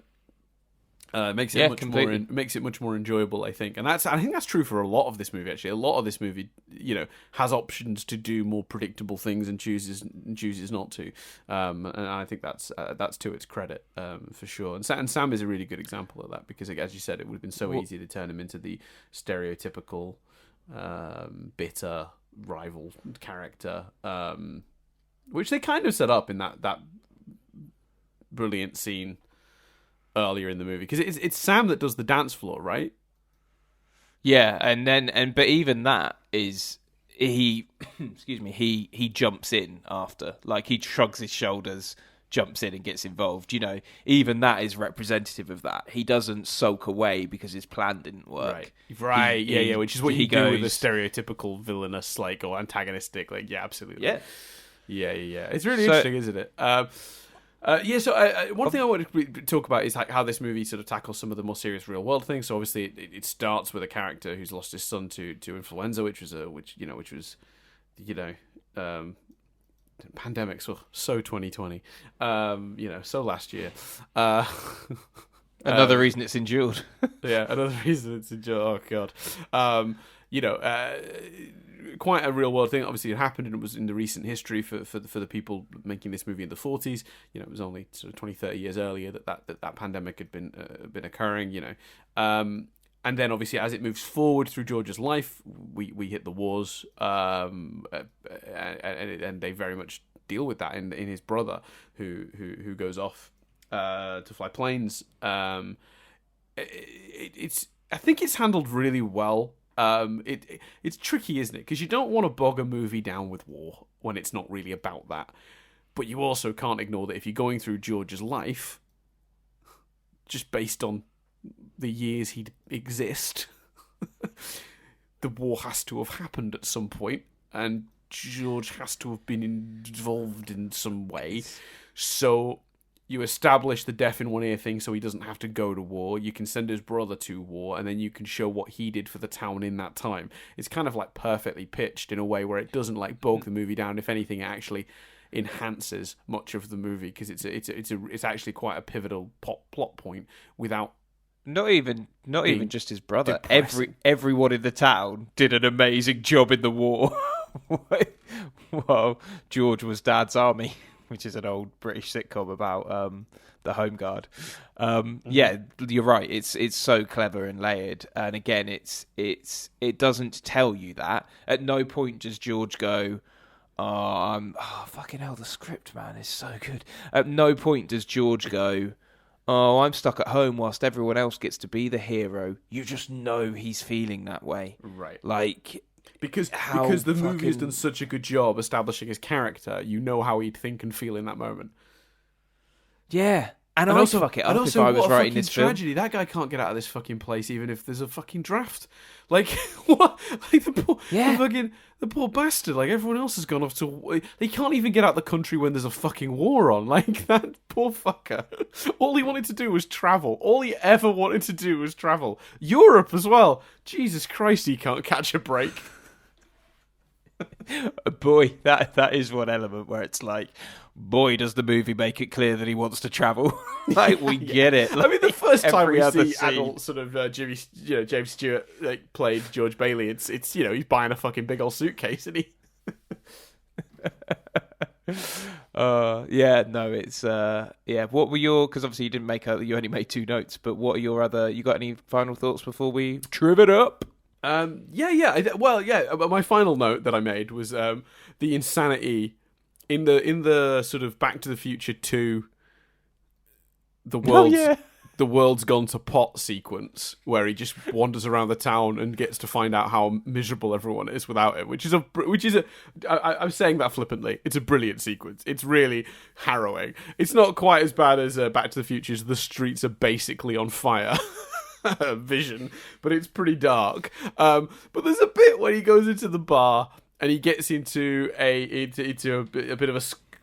Oh no, is that before or after? He gets into a whole thing, and then the police officer shows up, doesn't recognise him, and just starts wildly shooting down the street on Christmas Eve with bystanders everywhere. And I just made the note that that's fucking insane. I know it's like a dark future, but how quick was he to whip out his gun and just start firing it at George Bailey? Yeah, but he's been chasing him since, like, the cab driver made him follow him and stuff. I don't know which one's Burton. Just because he's been following him for a while doesn't mean it's time to open fire. Like, what? Well, yeah, that's true. I've got to know. What has he done to deserve being shot in the back as he runs away? What has he done to justify discharging a deadly weapon into a public street on Christmas Eve? What the fuck is that cop been smoking? I think I know the answer to this, but speaking of Bert and Ernie, I've had this question on my mind since 7:30 last night when I watched the film. Yep. What came first, this or Sesame Street? I assume this. This came first. There is there was so basically someone who worked on the original Sesame Street at some point came out and said, Jim Henson loved this film. It was very intentional. Ever since, everyone else who worked on Sesame Street, including the character that developed the Bert and Ernie with Jim Henson, has said that's absolutely not true. He had seen the film, but he wasn't much for detail, and he definitely wouldn't have remembered the names of the two people. You know, the police officer and the cab driver. It's purely a coincidence. When we first were designing puppets for Sesame Street, we named the very first two Bert and Ernie because they just looked like a Bert and an Ernie, and it's definitely not related. It's just a coincidence. And the one person who came out and said that was the inspiration is just misremembering or is attributed, because it is an amazing coincidence. I find it very hard to believe that it wasn't. I mean, I know the film wasn't very successful at first, but I just find it hard to believe that's a coincidence, don't you? Yeah, I mean, I suppose, but it seems like it's pretty much agreed with everyone else who worked on Sesame Street that it is just a weird, very strange coincidence. But yeah, I totally see why the legend endures that the two things are related. But I looked into it, and it seems the common agreement these days is that it is just a coincidence. But it is pretty mad. The version of the future, because it immediately reminded me of Back to the Future 2 as well. But it does, again, not to sound like a broken record, and I don't think I appreciated until this conversation. Like last night, I'm like, oh, the script is good. But over the course of this conversation, I'm like, the script is fucking phenomenal. Yeah, because all of those things are embedded in. Nothing about that future makes you go, well, you can track it. And again, it doesn't fucking do it. At no point, I don't think, I might be wrong, does the film go, without you around, George, Potter was able to take over, and he took over the town because buildings. They acknowledge that buildings and loans has gone. There's a scene where they do that, but it's not like they go, well, you weren't here to do this, so this happened. Like, yeah, they just let you put the pieces together. Yeah, exactly. And it's not done necessarily subtly, but it's also not done overtly either. It's like right in the middle, which is perfect. It's like they factually say, oh, it's called Pottersville now, which tells you all you need to fucking know. Yeah, like exactly. Falls, the only thing I guess is gone. Is that scene missing? A scene where Potter's walking around the town like, you know, like a fucking champ. They're missing a scene where there's a giant casino and a bunch of bikers outside setting things on fire, and inside the casino at the very top level is Potter with his 17th wife. I kind of want that scene, Dan. I know you say it flippantly, but and he's in a jacuzzi watching an old movie, an old western. He's got a relative that lived in the West, you know. Mad Dog Potter. To be fair, the Old West is only 50 years before at this point, right? Like, no, I'm kidding. Cool. God. So yeah, are we triving it up or? Yeah, I'm trying to think. I'm sure there are more notes I had, but one thing I want to talk to you about, Chris. Tell me, I'm going to play you an audio clip now. I hope, if you're listening, hopefully you'll hear this clearly. I want you to tell me whose voice this is. Ready? Okay. Yep. Look, mister, I'm standing here waiting for you to make up your mind. Hey, look, mister. We save hard drinks in here for men who want to get drunk fast, and we don't need any characters around to give the joint atmosphere. Is that clear? Or do I have to slip you my lip for a convincer? Out you two pixies go, through the door or out the window. How old is Jason Alexander?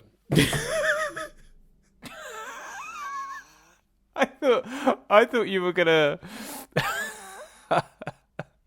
I thought you were gonna be like, because it sounded, just listening to the voice, because obviously it's the character of Nick, but just listening to the voice, I was like, is that the same voice that does the thing in Home Alone, like the fake movie? But no, it might be. I mean, he was quite a famous actor. He's actually called like Sheldon Leonard, and apparently the names of the characters in The Big Bang Theory are in his honor. He was like a big comedic character actor apparently at the time.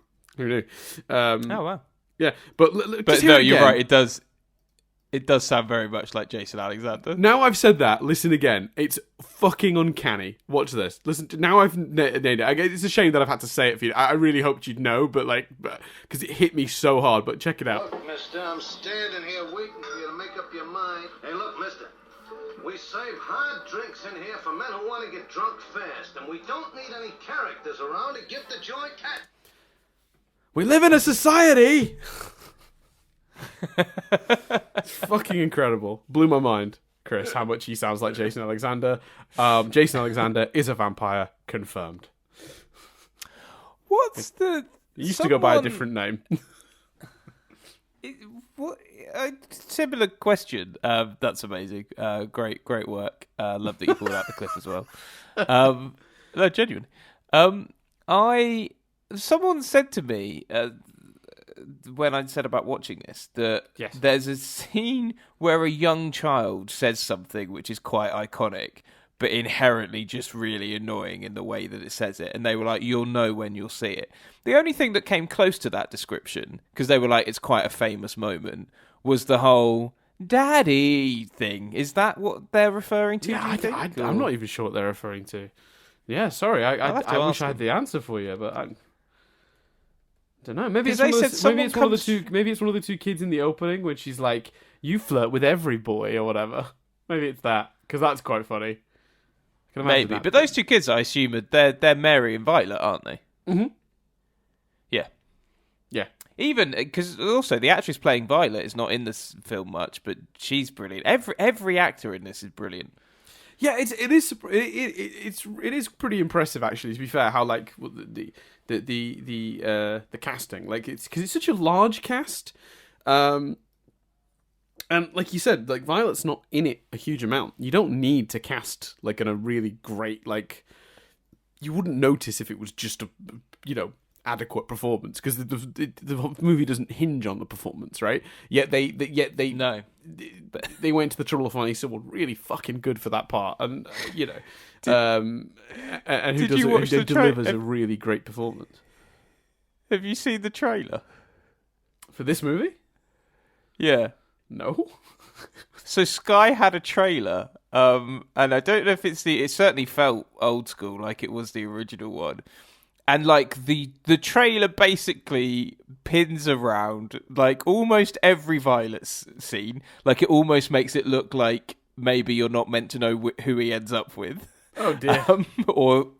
And also like any slight, it's like never has a film been so life-affirming or something, and it's basically the shots of Violet like walking away, and then there's when he accidentally stands on the robe tassel, and we see like Donna Reed's leg, like that scene is in the trailer, and basically anything vaguely tantalizing is like chucked in this trailer. That just goes to show you like RKO were just like, let's let's sell this on just the women. let's no one's buying tickets to our life affirming Christmas movie, so let's sleaze it up. That's awful. I'll see if that's the main. Like, obviously you don't need sound, but oh no, I don't think that's the trailer. This isn't the trailer. I'll see if I can dig out the trailer.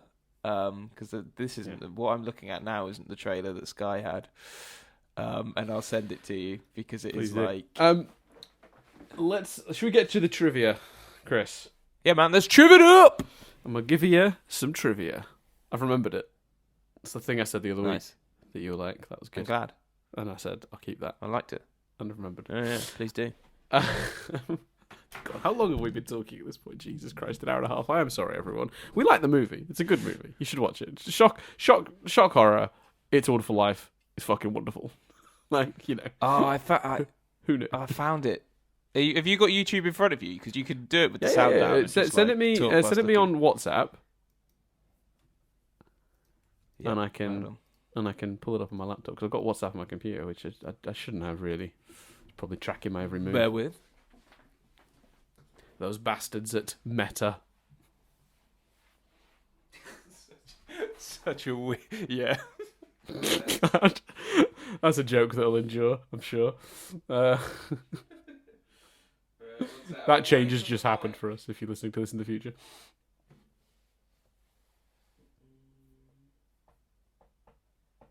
I'm just going to sit here in silence. Oh, we said we'd have a moment of silence. Here it is, everyone.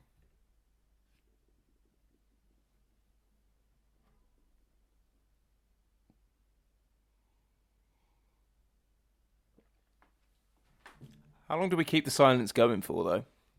I was wondering how long you'd let it go before you said something. Wonderful news about wonderful people, says the trailer, in a wonderful picture. Fucking hell. Is that why when I said that the movie's wonderful that you remembered this trailer? Yeah, possibly. Frank Capra's It's a Wonderful Life. Here we go. Starring James Stewart himself. Look at him looking handsome and charming as always. Donna Reed, of course, looking radiant as always. Grumpy old Lionel Barrymore in his prosthetics as Mr. Potter. Thomas Mitchell, Henry Travis. I don't know a lot of these actors, obviously, because we don't watch a lot of content from this time, but I'm sure they were all very successful and famous names at the time as well. Yeah. It's very old trailer construction. It's just going through all of the cast. Yeah, but then you'll then see then it turns to sleaze. Well, it just feels very like you're probably at the swimming pool thing. Like they've got they're at the swimming pool. They're at the swimming pool thing right now, and now they're all leering at what's her face over the car. Yeah, and here's the bit where he stands on the robe, and she ends up half dressed. This is awkward and weird. It's bizarre, isn't it? Oh my god, why are they showing this? This is such a strange trailer for this movie. They've even got It's a Wonderful Love. It's a Wonderful Laugh. They've got the mum being picked up like and put on someone's lap. What? This is so strange. It's literally, isn't it literally? Oh my god, they give away the ending too. Yeah, well, I said that, and Jess was like, you don't know the context. It's not that bad. I'm like, it's pretty bad. I mean, yeah, I guess she's right. She yeah, I mean, without the context of what his situation is, but if you happen to remember the trailer while you're watching the movie, you'd go, isn't there a shot I saw in the trailer where they burst in? So you might put it together. Yeah. But yeah, she's right. In the moment of watching the trailer, you wouldn't know you were being spoiled. But I think when watching the movie, if you remembered the trailer well enough, you might. Yes, you'd go. It's that thing of you'd go. Well, hold on. Where's that scene? That must be the ending. Yeah. Isn't that such a weird trailer? Because doesn't it literally feel like they've got everything? Like I didn't even notice last night. Like the scene of the mum being picked up. Yeah, weird. Like and put down on someone's lap. Like it literally feels like anything vaguely tantalizing is in that trailer. Like if you watch that trailer, I know you couldn't hear the sound. But wouldn't you assume it was some sort of love triangle thing between or Violet, a sort of like Mary, a raunchy comedy? Yeah, it's just the wrong tone. But I guess they were just desperately selling the movie. So if you want to see that trailer, everyone, it's on Movie Clips Classic Trailers YouTube channel. It's had like 60,000 views, and it's just called "It's a Wonderful Life" 1946 Trailer 1. And it's bizarre. Strange, but have a look. It's an interesting example of how they attempted to market things back in the day. Right, let's give. And the audio is trivia. very much. The audio is very much wonderful people, wonderful life. Like, yeah. Well, the text on the screen does that too. Yeah. So, there is a bunch of alternate casting stuff, but it's just a bunch of names because none of it means anything to us. So I've skipped that if that's okay with everyone. That makes sense. Yeah, because you didn't, I was like, also considered were, Jim McCracken and Walter Abel, Leon Ames, Edward Arnold, George Bancroft. Like, these are other people that were considered for Mr. Potter. Albert Decker, Charles Dingle. Oh, everyone loved Charles Dingle. What do you think the Charles Dingle version of Mr. Potter would have been like, Chris? The problem is, because it's possible some might know, but the problem is, peeps, because Dan and I don't, literally we can't go, oh, that would have been interesting. Yeah, I don't think they've got this element. I don't want it framed any other way. It's our ignorance. It's absolutely our ignorance. The only one that I thought was worth noting, and this is a thing that's interesting, isn't it? So back in the day, actors didn't sign for films. They signed on with studios, and then that studio made films and put them in it. So this movie was originally being developed at another studio. So George Bailey couldn't have been played by James Stewart at the time because he worked for RKO. Now, that studio had Cary Grant, who is an actor I do know and I'm familiar with, and he was going to be the lead when it was being developed at that studio, but eventually the project moved to RKO, and that's when Frank Capra inherited the project, because again, directors I think did the same as actors. They worked for a studio, and he inherited the project, rewrote it to suit James Stewart, who worked for RKO at the time. So that's how that happened. Yeah, I don't know too many Cary Grant performances, but I struggle to imagine Cary Grant doing the gruff down on the dumps stuff at the end. But I've not seen enough to really be able to judge that properly. Well, it's tricky as well because it's clear that they rewrote the movie after he wasn't in it anymore. So it may have been, the character may have been played differently, like written differently also back in the Cary Grant version. So it's like, shrug, I can't tell you. Like maybe that character didn't have those moments in the same way, and maybe it was written more to suit him. But I'd be interested if an alternate reality version existed with that. I'd have a look. I'd be curious to see how that might have played out. But yeah, I'm very glad with who we got. And apparently it was actually Lionel Barrymore, the actor who played Mr. Potter, who convinced James Stewart to take the role of George Bailey. At the time, James Stewart had just returned from World War II. He'd been out there, and when he came back, he wasn't sure how soon he wanted to get back into his day job, into acting. Obviously, he did have some sort of contract with the studio, but I assume there was a certain amount of right to refuse, jobs. I don't know exactly how those contracts used to work, but I guess he had to a certain degree want to do the movie. He might have had like 3 refusals in his contract every so many years or something like that. But he wasn't sure if he could do it. But apparently it was Lionel Barrymore that talked him into it in the end. And thank God for Lionel Barrymore, not just for his performance of Mr. Potter, which is excellent, but I really can't imagine this movie without James Stewart, because he does bring so much charm to the character. And that really weird voice. I love him to bits. He's got a strange voice. Yeah, there are moments where it almost takes you out. There are moments where it's like, Sean and Hannah, and you're like, what? Oh yeah, no, this is his voice. Yeah, James Stewart talks like that. So yeah, this film, these days can boast 5 Oscar winners in its cast. Thomas Mitchell, Lionel Barrymore, Gloria Graham, Donna Reed, and James Stewart, because obviously they all ultimately won. They couldn't have boasted as that at the time, because Donna Reed didn't win hers until later, and I think that's probably also true for Thomas Mitchell, maybe. But yeah, they all ended up with Oscars. So now you could promote it as starring 5 Oscar winners. It's good to know that Donna Reed went on to win an Oscar. Yeah, she deserved it. She didn't get it till like the 50s, but she did get it. It's good. Oh, what, until she was in her 50s or the 50s? Until the 50s. Yeah, she did a movie in the 50s right. where she won an Oscar. Right, cool. What was the movie called? Let me see if I can find it quickly. I think I said it earlier in this podcast, but let me quickly check. It was early 50s. I think it's From Here to Eternity. Okay, cool. She won the Oscar for, which I have never seen, shockingly. No, me neither. That was sarcasm. Obviously, I wouldn't have seen the movie. I'm terrible at watching old movies. I spent half of the podcast going, all those horrible people that refuse to watch black and white stuff. I don't check out a lot of old movies either, so sorry. Yeah, and then it's like, damn, what was the last black and white movie you saw? And you're like, Schindler's List. Yeah. Not sure that counts, Dan. Actually, prior to this, the last black and white movie I saw was probably... It might have been the black and white version of The Mist from 2007, because I think Frank Darabont wanted to film it in black and white, and the studio shat themselves and made him release it in colour. But years later, he got to release the black and white version on Blu-ray. Nice. Which is the preferred version, in my opinion. It's very good.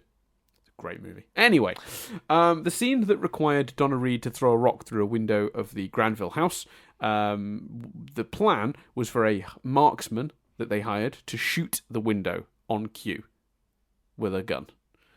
But to everyone's amazement, Reed broke the window by herself first take because she'd played baseball in high school and had a really good throwing arm. That's brilliant. I love that story so much. Doesn't that make you love Donna Reed even more? Yeah, like literally my affection, and it may be clear we have a lot of affection for Donna Reed. It just went up a little bit more. I didn't think we could find any more love and respect for Donna Reed, and then that story made us find it. Yeah, it's a great story. I was very excited when I saw that in the trivia. Someone went through it and figured it out. The film takes place from 1919 to December 24th, 1945. The odd element of that being, of course, for a Christmas movie, it literally never has a single scene that takes place on Christmas Day. It ends on Christmas Eve. Quite funny. This is a good one. As Uncle Billy drunkenly leaves the Bailey home, it sounds as if he stumbles into some trash cans in the sidewalk. In fact, a crew member had actually dropped a large tray of props right after he'd left the screen. James Stewart began laughing, but Mitchell quickly improvised, "I'm alright, I'm okay," and director Frank Capra decided to use this in the final cut as a joke, and gave the stagehand a $10 bonus for Nice. I forgot this bit. He gave the stagehand a $10 bonus, and the reason was for improving the sound. What was $10 worth? There is, not to go into a discussion in the middle of triviaing it up, but there is, Uncle Billy is a strange cat. He's probably the strange, because it's like, is he meant to be lovable? Is he meant to be the slightly weird uncle that's useless? Is he meant to be, do you know what I mean? It's Uncle Billy does a lot of different functions in different scenes. Yeah. So about $130. Not bad for dropping a tray of props. Not bad at all. And fair play for the quick fire. Go on, Terry. Sorry, fair play for the quick fire improvisation from the actor as well. Yeah, that's pretty incredible, actually. To be fair, Thomas Mitchell, who played Uncle Billy, like that's very, very good. Like to quickly be like, "I'm all right, I'm okay," in character, and like do it in a way where it worked is very, very cool. Yeah, you're right. That character is strange. I do think that like he's a kind of a comic effect character. I don't think he's supposed to be like necessarily particularly tragic, but yeah, he is an odd one. That gym floor that opens up in the middle to reveal the swimming pool underneath was filmed at Beverly Hills High School in Beverly Hills, and is real and still is in regular use to this day. Oh wow!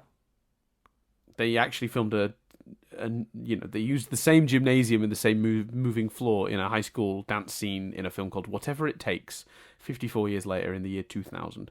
It's completely real. That I imagine now. Go on, Terry. I imagine now it's not operated by an easily accessible button. Like, yeah, with a key. I don't know, man. Well, it needed a key. They stole a key to make it work, but yeah, maybe that's true. It's a pretty incredible thing. But I guess looking at it, like, there's no way the movie had the budget to fake that. So yeah, I guess that had to exist. It's a pretty impressive piece of engineering, though. A whole floor that moves back to reveal a swimming pool. No, I think it's very logical, like it's a good use of space. Yes. It's not so much. I don't think I doubted that it was real at the time. What amazes me is that it's still in use and it's still a thing. Yeah, still got it. Yeah, well, I guess something like that probably was not cheap to put in place. So I guess, yeah. Keep is probably important, and also, let's be honest, it's the Beverly Hills High School in Beverly Hills. Like, it's probably got a fair bit of money to maintain something like that.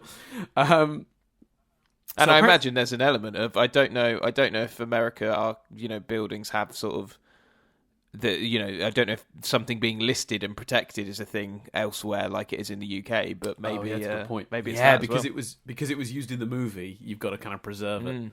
Yeah. That's probably a fair point. Mm-hmm.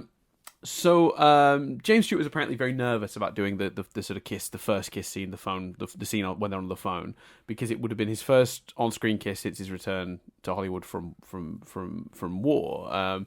And he just, I don't know why he felt that was specifically something he was nervous about doing related to his return. I guess it was just that he hadn't done an on-screen kiss for a very long time. But under sort of Frank Capra, they filmed the scene in just one unrehearsed take, and it was so good that part of it was actually cut because it was deemed too passionate to pass the censors. Oh, wow. So we went for it, basically. Wow. So there you go. Wow. The entire of Bedford Falls was a giant set that was constructed in 2 months, and it was, at the time, one of the longest sets that had ever been made for an American movie. It covered 4 acres of RKOs in Encino Ranch. It included 75 fake stores and buildings, a main street, a factory district, and a large residential slum area. Main Street was around 300 yards long, 3 whole city blocks. What a feat of engineering and design and build. Yeah, that's crazy. These days, you just film it in a real town. Yeah, that's nuts, man. Because also, it's not like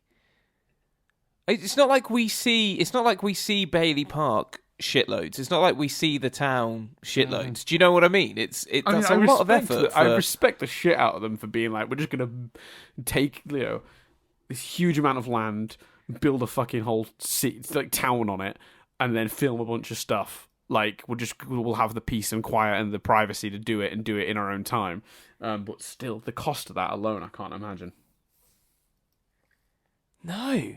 And now in a modern context, it just seems so unjustifiable, doesn't it? It really does. And I think the movie, I think I read somewhere, it's not in my trip, but I think I read somewhere the movie made originally they made it for like 3 million and it only made like 3.5 million.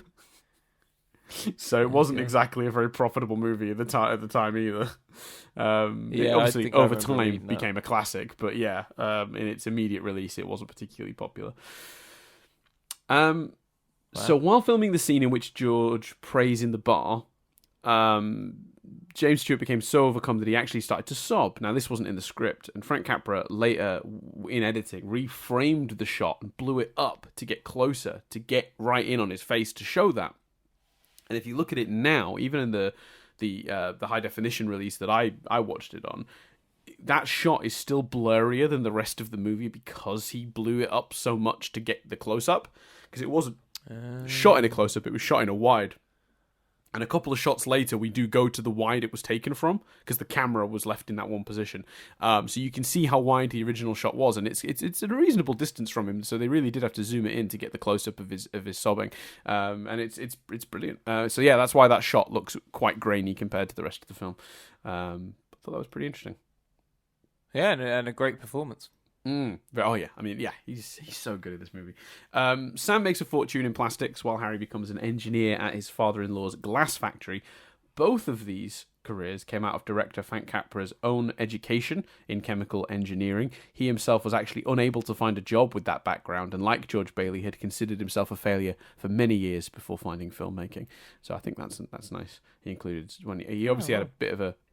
This is the only movie he actually had a hand in the script. Frank Capra. He generally just directed from existing scripts, but he got to tweak the script in a couple of ways prior to filming, one of which we've already talked about, but yeah, that's the other one, I guess, adding some of his own personal history to the story. It's interesting because it seems to me because so the original drafts of the script seemed very different. Mr. Potter didn't even exist in some of the early drafts of the script. Instead, George was sort of shown a reality in which he became a powerful and corrupt sort of politician, without the morals. He became Mr. Potter, basically. And the climax of the film was really different because it had good George Bailey fighting his evil doppelganger. Want to see that version? A battle that, according to these notes, resulted in the death of evil George Bailey after he was thrown off a bridge. Yeah, Clarence isn't getting his wings for that plan. We haven't talked about Clarence. We should come back to Clarence. But yeah. That's great. Great performance, great role, and such a prominence in a movie where he doesn't appear for, physically for hours. Yeah, that's true. So yes, that's some of the things that it was changed about the script. Apparently, the original writers hated the finished movie. They absolutely couldn't stand it. They thought it was an absolute mess. And I guess for a little bit, they felt justified because it didn't make a huge amount of money in its initial release, but obviously time has proven them quite wrong. I don't know how else to phrase that. So during the bank run scenes, the director had rehearsed the scenes, particularly the scenes inside their business, where everyone's asking for money. Everyone's asking for, that money that was supposed to be for his honeymoon. And Ellen Corby, her character when asked how much money she needed, it was 17, which is what was in the script. So they practiced it a bunch of times, and 17 was the number she said. Just prior to filming the take, Capra had the idea to take Corby aside and asked her to give Stewart an odd number, thinking it might be funnier. So when she said 1750 to Stewart, he was taken off guard and impulsively gave her that very affectionate sort of peck, which is not in the script at all. And Stewart's sort of spontaneous reply was so genuine and so charming that Capra left it in the final film. Which I love that. I love that he's almost giving credit to Stewart there by phrasing it that way. What a great spontaneous response from Stewart. But you orchestrated that, mate. That's your doing. Yeah. Brilliantly directed this film, by the way. Great directors do, Dan. Yeah. Weirdly, actually, and this isn't in my trivia because I couldn't really verify exactly what the causes were, but this film had 3 different director of photographies because they were disagreeing with Capra. He had a very specific vision, evidently, and went through 3 different director of photographies. The one of them left after a week, apparently. Okay, so is it 3 people's work within the film then?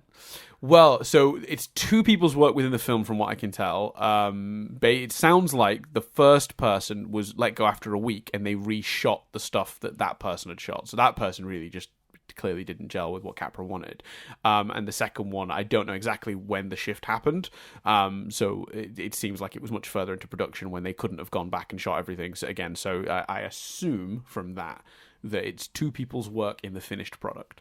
But yeah, the problem with a movie this old for trivia is that it's harder for me to verify the information. Yeah. So I couldn't get more detail on that. I did try. I promise. I reckon I lost about 20 minutes on that one alone. And almost all this trivia, I was trying to verify bits and bobs of it. So normally, the trivia, there's a bunch of stuff that's easily provable, very easily verifiable, and I don't have to think too much about it. And then there's a handful that I need to dig into just to double check. I tried to double check almost all of this. Yeah, sometimes you Google something and you think, although that feels obscure to me, other people have probably Googled it like recently. But you're probably the only person that's that recently Googled how many directors of photography did It's a Wonderful Life have. Yeah, and at what point did they leave, and how much of their work is in the final film? Yeah. The American Film Institute named this the #1 most inspirational movie of all time. Now, the reason that I put this in here as trivia, Chris, is because I wanted to ask you: do you agree? Is this the most inspirational movie of all time? Wow. Well, yeah, but I don't. I guess if we're just going on how Maybe. long it's existed, it's theoretically, just by its nature of it being as old as it is one of the most inspirational movies because it will have inspired the most number of people by existing and doing that for as many years as it has. But I guess that's not really what they're getting at with that statement. Well, I think it's because for me it's more. I don't know what the word is for this, but it's more. I don't think this movie is going to make anyone go in the way that other films do. Right, I've got to get out there and chase the dream. I've got to quit my job. But this movie, and in a way, perhaps it's more. It's a sweeter, more valid inspiration. This movie, I imagine, hopefully makes people go, "Oh, you know what? My life's pretty fucking great, actually. Like, look at what I've got. Isn't that amazing?" Yes. So it's a different type of inspiration to what the word inspiration would traditionally conjure up. Yes. Yeah, I think that's exactly echoes my thoughts on it. I think you're right. I think it's not going to make me quit my job tomorrow and get out there and live my life in a different way. But it's definitely going to make me appreciate the things I do have more. Yeah. Because it's easy when you get when you're in one place or there's these constants in your life. It's easy after an amount of time passes to take those constants for granted. Worryingly easy actually. Human nature is very interesting, but yeah, I agree with you. That's kind of the message the movie does give. I desperately need the toilet, Chris. I drank. Right. Okay, let me tell you this. I've got 4 drinks on this table, and all but one is gone. I had a cup of tea. I'd poured myself a Vimto. Then I remembered I had half a bottle of Dr. Pepper, and I was like, I could use the sugar. It was early in the morning, and then I've got a bottle of water as well. So I'm fit to burst. So we didn't really talk about Clarence and his role in the film at all. So are you okay to do some thoughts on that while I very quickly go and pee? Yeah, sure, man. Thank you. I think it's a wonderful performance. I think so not only is it a wonderful performance, the framing of it is beautiful again, and I can see why. I imagine when people rewatch this film that haven't watched it in a while, I really imagine them going, "Oh, he's not in it as much as I thought he was." Like, I think, because I think because if someone was to say to you, "What's the film about?" you wouldn't go, "It's a man's life story." And then we briefly, for 20 minutes, see what that man's life would have been like, what the world would be like if the man didn't exist. You go, it's about a man discovering what the world would be like if he didn't exist, which is actually proportionally quite a small portion of the movie for all the genius reasons we've already discussed. But part of that means that I think people wouldn't remember that Clarence isn't in as much of it as they think. But I think the reason he's so memorable is A, because of the performance, but B, also because of that sort of twinkling joy of, that everything he's saying is real, but also because George doesn't believe him and dismisses him for so long, but again, great character moment, still says to him, "Have you got somewhere to stay?" It's still George fundamentally, is still taking pity on him and trying to do the right thing, which again, the script is amazing. Because you as an audience member know Clarence is real, there's so much fun in those scenes between him and George. And the book at the end is so sweet, and I imagine that makes people roll a tear as well. I just think Clarence is another good example where, not in the movie much, but because no moment with the character is wasted, and because it's a great performance and a really tight script. Yeah, it works really well. But I imagine there are people. despite not being in the movie, he has a proper arc. Like, he has a goal. He has like he he wants to get his wings, and he has to help Thingy to get his wings. And how he goes about that, maybe you could argue, it seems a little. He doesn't exactly have to struggle for that. He just sort of shows George the alternative, and that's enough. But like, he is a very fun bouncy character. But again, he's just got a really straightforward plot, but a really clear arc, and that's, I think, like, one of the reasons you almost don't need him in the movie more than you've got him. I don't think. Yeah, and Henry Travers plays him, and it's a great performance. Now, Dan, does that mean that we needed a 1990 made-to-television film sequel focusing on Clarence?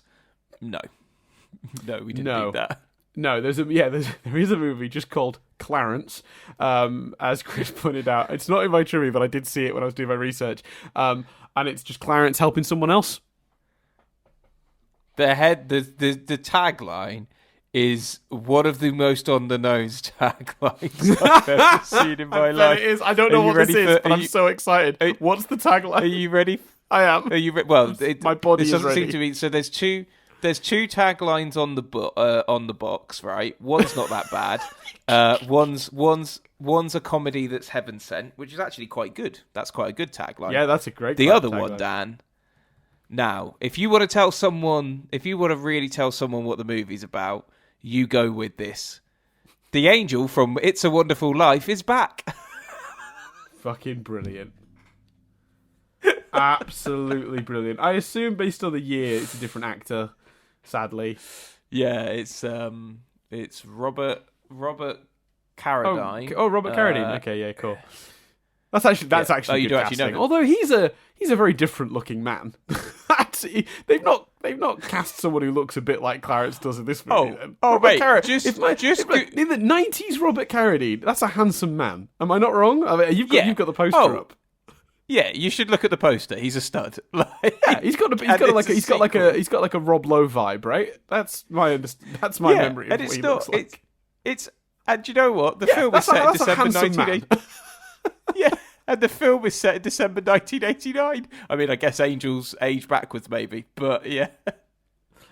And I'm not suggesting that the actor that played Clarence isn't a handsome man, but like he's not a Hollywood sort of like heartthrobby looking fella. He's not got that sort of Hollywood appearance. So that is very funny. Oh, that is so fun. I've got that. Yeah, I just found the poster you're talking about. The angel from It's a Wonderful Life is back. A comedy that's heaven sent. Did that movie flop? To be fair, I imagine it did. Do you think they did that because someone went, man, this doesn't look like Clarence at all. Okay, I know what we'll do. Let's put on the poster, the angel from It's a Wonderful Life is back, and everyone will just get it. All right, yeah. Fuck me. All right, well, there you go. Anyway, last couple bits of trivia, and then we can move on with our lives. That makes it sound like I'm not having a good time. I'm having a great time. Yeah, it's been a blast. That comedy was heaven sent. Right.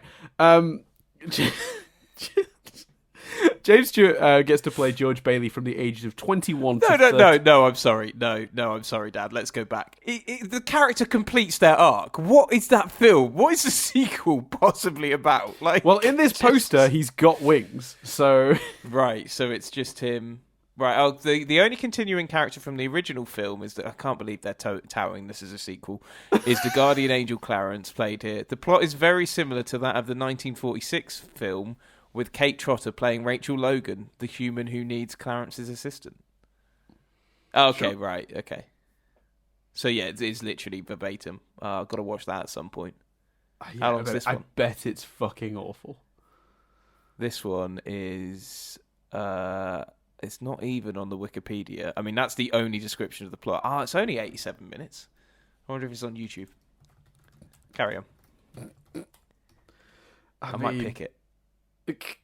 God, there's not even any... If you YouTube it, you get Clarence from Clarence the Filmmaker by Cartoon Network. Clarence the Cross-Eyed Lion, 1965 official trailer. Like, this movie is not anywhere. There's not even, like, clips of it. Fucking hell. That's not good, is it? There was a Ronnie Barker TV series, which seems to be taking up most of YouTube. Oh, it's because it wasn't theatrically released. It was a TV movie. Yeah. That's your problem. Yeah. Oh, it looks like he was doing a fair bit of that at the time. He did a K9 TV movie, double crossed. Oh, right before he showed up for Revenge of the Nerds 3, the TV movie. Yeah, I see. If you Google it and go to video, you do have... There's something called videodetective.com, which appears to be the full movie, but I'm not going to click on that link because I don't know the website that well, but yeah. That's crazy that it's not like... Oh, well, I wonder... Oh, I didn't think to check whether you could buy... Maybe I can buy the DVD for myself, Dan.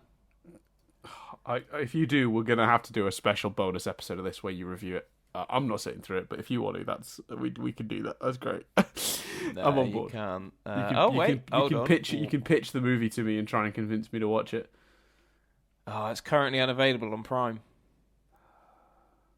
You can get the Ronnie Barker series on DVD though. Let's try eBay. On a website called allmovie.com, it's got a 1.5 star rating. The very fact that you had to get a review from allmovie.com. Yeah, it's that famous website. Right, when searching it on eBay, Dan, I get a Queen Mother 90th birthday Clarence House stamp. Oh, there's a lot of stamps. And a Clarence Carter Between a Rock and a Hard Place CD. So I think it's going to be quite hard to track this film down. I'll tell you what, Dan, if you can track the film down for me, I'll watch it. Amazing. Cool. Yeah. Oh, man, where do you even start? Like, let's see. I'm trying to find this photo that's being talked about, but I can't seem to find it. So basically, there's a piece of trivia here, and I was supposed to look up... I got so distracted by the other trivias, I didn't actually end up double-checking this one, but apparently there's a post-production photo of the cast and crew of this movie in which James Stewart and Frank Capra actually appear twice, once on the far left and then on the far right, because it was a really old, slow-taking panoramic picture camera, and they were able to run to the other end and then stand still before the pan reached that point, so they appear in the photo twice, which is fucking hilarious. But wow. I'm trying to find the photo, and I'm having trouble identifying it. I found a photo of the cast and crew, but I don't think they're in it twice that I can see. No, because there's James Stewart in the centre of that one. This trivia implies they're from one end to the other. Yeah, I don't know. It's out there somewhere. I'm sure we can find it. I'll have a gander at some point. We'll see if we can. I'll see if I can find it for the next podcast, and I'll tell people that it's real. James Stewart gets to play George Bailey from the age of 21 to 38. He was 37 and then turned 38 during the production of the movie. Donna Reed plays Mary from 18 to 35. She was 25 during the production of the movie, showing what we always knew about Hollywood, which is that, you know, basically you're dead to Hollywood once you're like 28 as an actress. It's upsetting, but that's the way it was. So this movie's got an interesting history in that it was actually going to come out in 1947. But there was a problem with when Technicolor couldn't deliver the prints in time for RKO's Christmas movie for 1946, which was going to be Sinbad the Sailor. So they rushed Capra's film into theatres, as it was black and white. You know, they could just do that. It wasn't having the same processing time as the first Technicolor films, like Sinbad. So they just stuck that in theatres a year early, but they weren't able to reshoot the titles. So all the titles, despite the movie coming out in 1946, all have a copyright of 1947, which has always made me wonder, was it just legally not copyrighted for the remainder of 46? Could you just like bootleg the shit out of it for like 3 months or whatever? Oh wow. I don't know how that works, but yeah. I was very impressed by a lack of traditional old movie. The titles at the beginning didn't seem that long, and basically the end titles, at least on the version on Sky, like 30 seconds. Just the cast names. Yeah, it's crazy. Yeah, this is before credits properly were credits, I guess, but this is that early in the film because it is. Yeah, the version of the movie I've got is an hour and 10 minutes long exactly. Oh, not exactly, but like an hour 10 minutes and 38 seconds. The movie is an hour and 10 minutes exactly, and there's 38 seconds of credits. It's crazy how little of the movie it takes up. Wait, what? So of an hour? Do you mean 2 hours? 10 minutes. Sorry, yeah. Sorry, 2 hours and 10 minutes. Sorry, yeah. Apologies. Yeah. No, I was just confused. Yeah, I just lost an hour of the movie. Don't worry about it. An interesting thing about this film, in terms of technical as well, and this isn't in my fish review. This is something I discovered looking into it. The movie went out of like public domain. It went into public domain quite quickly, and in like the 70s and 80s, a bunch of unofficial color prints were created. Like different people tried to colorize the movie. One of them even at the beginning actually had Frank Capra helping out, getting his approval on the colouring. And then they quickly realised they didn't need to pay him and involve him at all because the copyright had expired. It was in the public domain. So they just finished it themselves and put it out. And most film fans absolutely despise all the colorized versions of this. There's apparently a more modern one from, I want to say the 90s, maybe the thousands, I can't remember, that's generally considered, like, if you're going to watch it colorized, that one's okay. But James Stewart had come out many times and said, don't watch those versions. It looks like an Easter egg.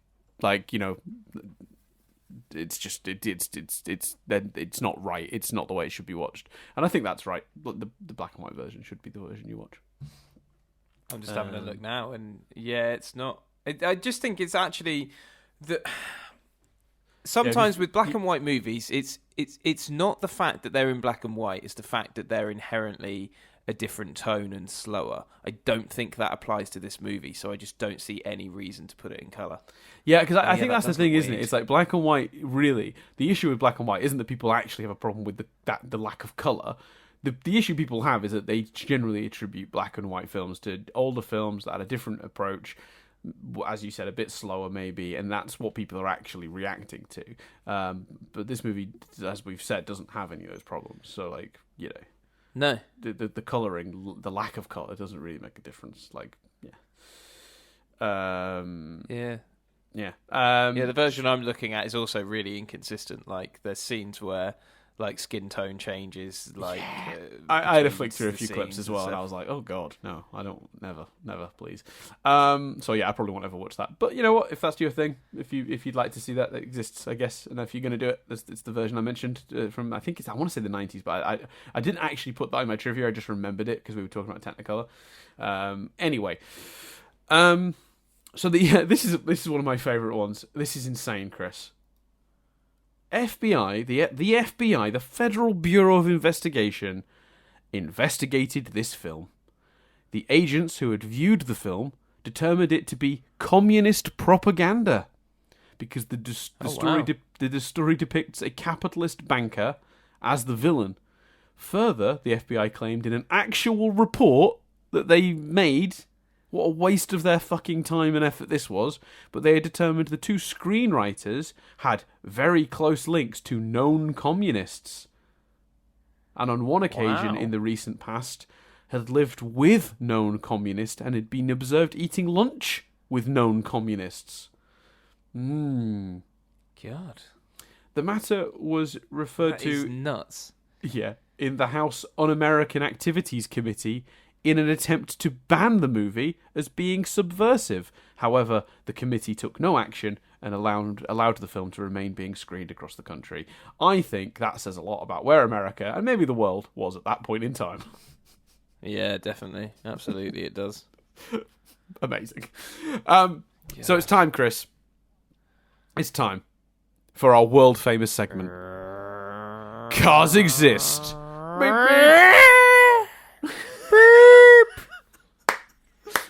I've got to say, that was our finest one. And the bar is low.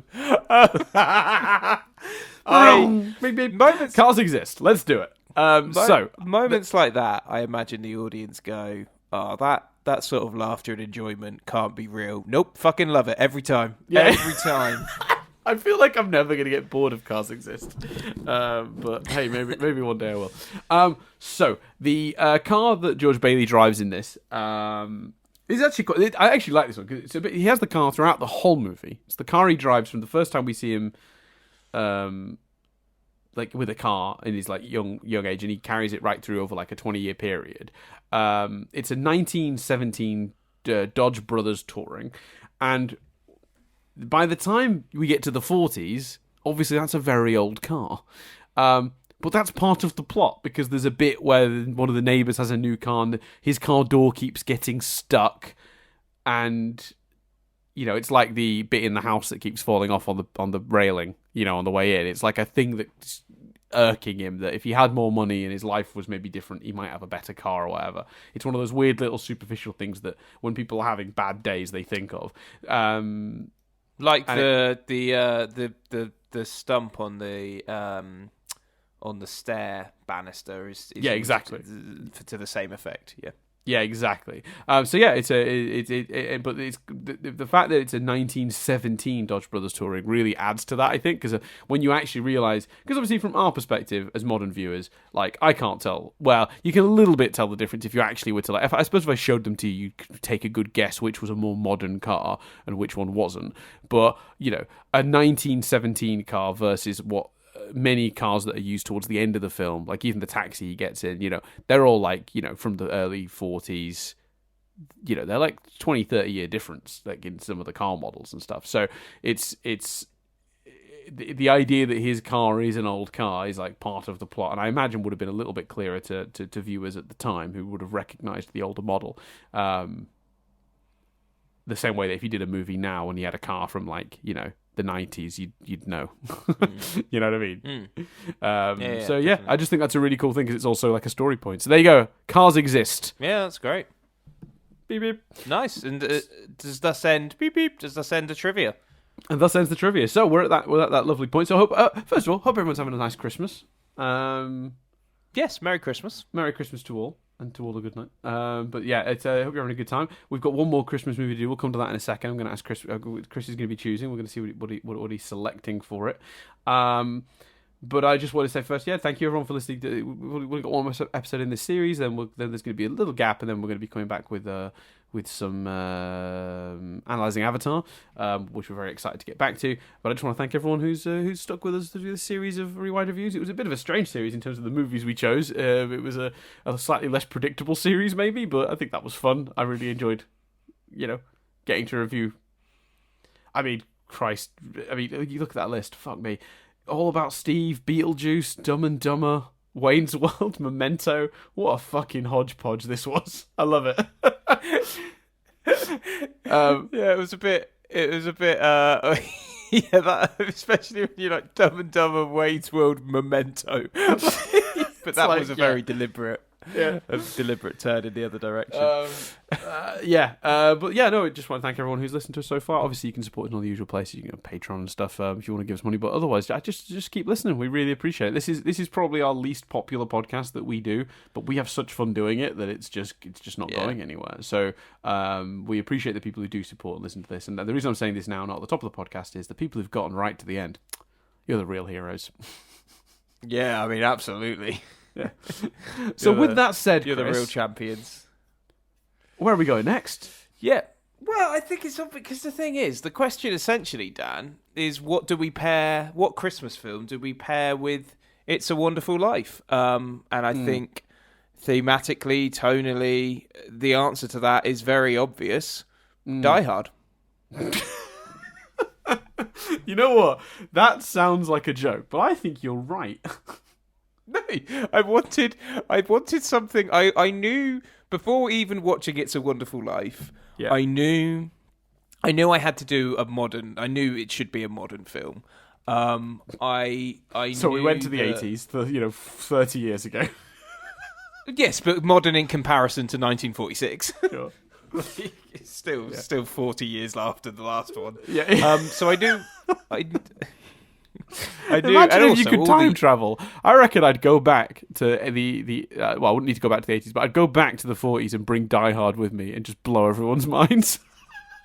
But also, like, in my defence, with the exception maybe of Klaus, which it almost feels too modern, the most modern film on that list is Elf, really, isn't it? And even that's 2003. So, do you know what Yeah, I mean? well, we were talking about this at work recently because I was, and again, I've made this point a few times. I work with star babies. They're just like they're all in their early 20s, and my staff, and they're, they're, dear Lord, like they're all, wide-eyed, and I was like, we were talking about Christmas movies because I won't get into the reason why, but we're kind of like talking about classic Christmas movies, which movies like the most iconic, and we did It's a Wonderful Life, Muppets Christmas Carol, and I was like, so if we've done like a 40s one, we've sort of moved into like the late 80s with Muppets Christmas Carol, we'll do something 90s, we'll choose like a Home Alone or whatever, and I was thinking, and then I was like, well, and then we'll go modern, like Elf, and everyone looked at me like I was a fucking lunatic, and then I realised Elf is nearly 20 years old.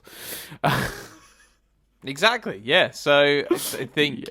Yeah, but you're right. It is 80s, but I think so. I'm thinking. I'm thinking Home Alone. I'm thinking The Santa Claus. But I know that that's objectively not a great movie, and I'm just thinking. I just think actually, it is a wonderful pairing. Like, and just I was like, well, no, it's got to be because Die Hard's an interesting one because I've thought about Die Hard multiple times, even not at Christmas, and Die Hard is very much a film I consider to be perfect. It is a film we watch every year, so I am sacrificing that a little bit in having to watch it a lot earlier than we would.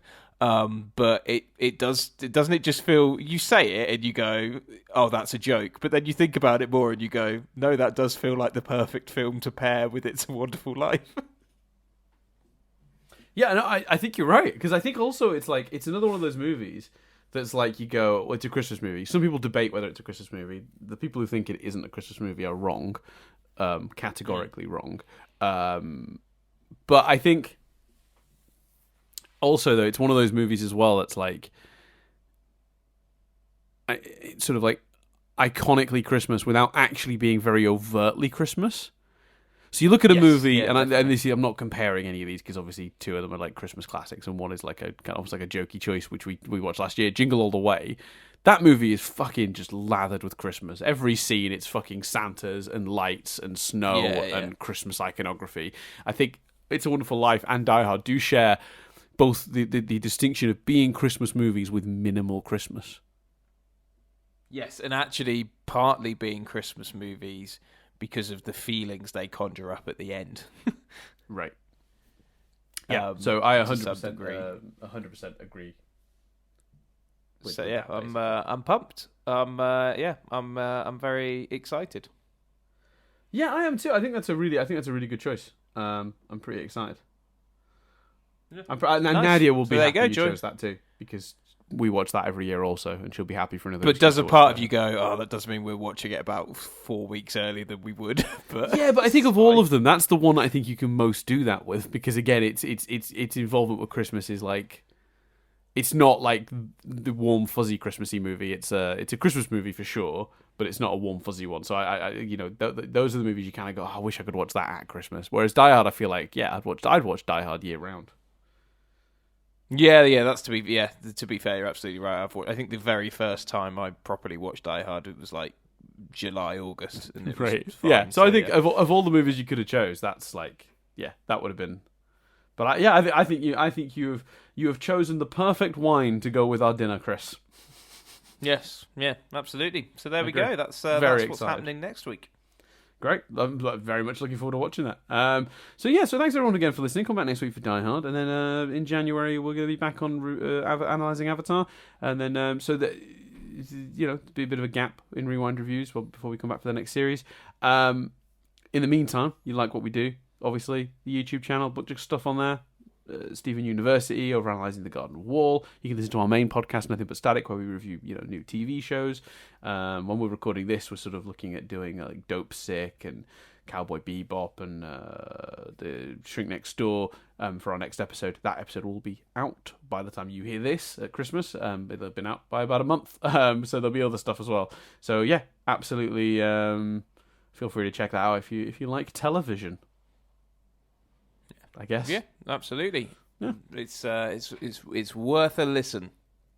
And obviously, very excited to delve back into season 3 of Avatar.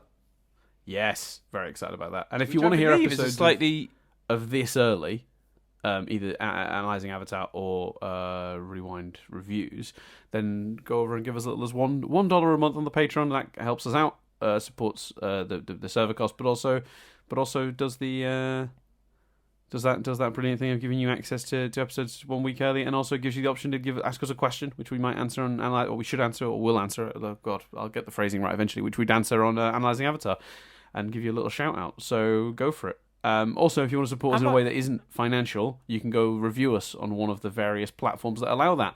But don't tell us whether you enjoy this podcast.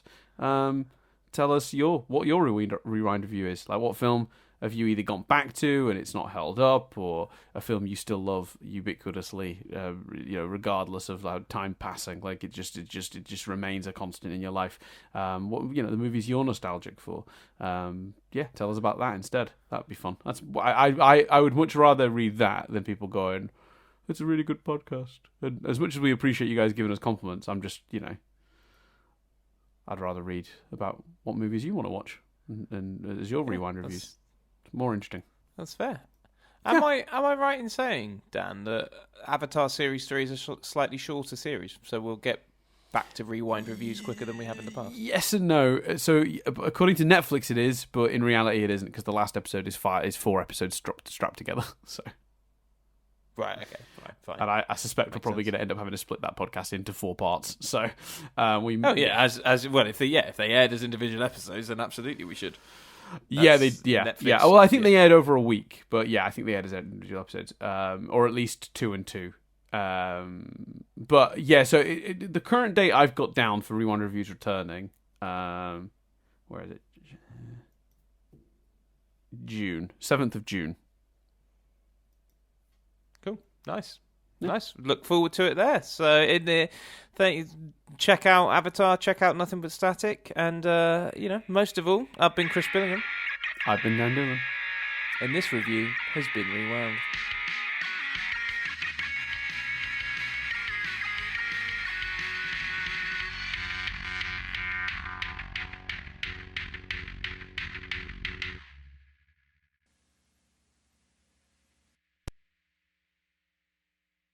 Ding, ding, ding, ding, ding. Oh, no.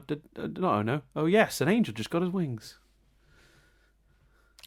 That's a nice idea, that, isn't it? I also like, in terms of old things like that, find a penny, pick it up all day long, you'd have good luck. When I was younger, not so much now because we don't deal with cash as much, obviously, but when I was younger, if I'd go to the shops and I got given, pennies in change, I'd chuck them on the floor, under the logic that at some point later that day, someone might pick it up and think they're getting themselves some good luck. That's lovely. That's really nice. I like that you thought you were giving the gift of good luck to people, but really, I was just following you around, collecting up those pennies, and pennies make pounds. But also, you could interpret that story as, quite frankly, bad littering. That's sure it wasn't good. I'm sure the homeless people of your hometown were very happy.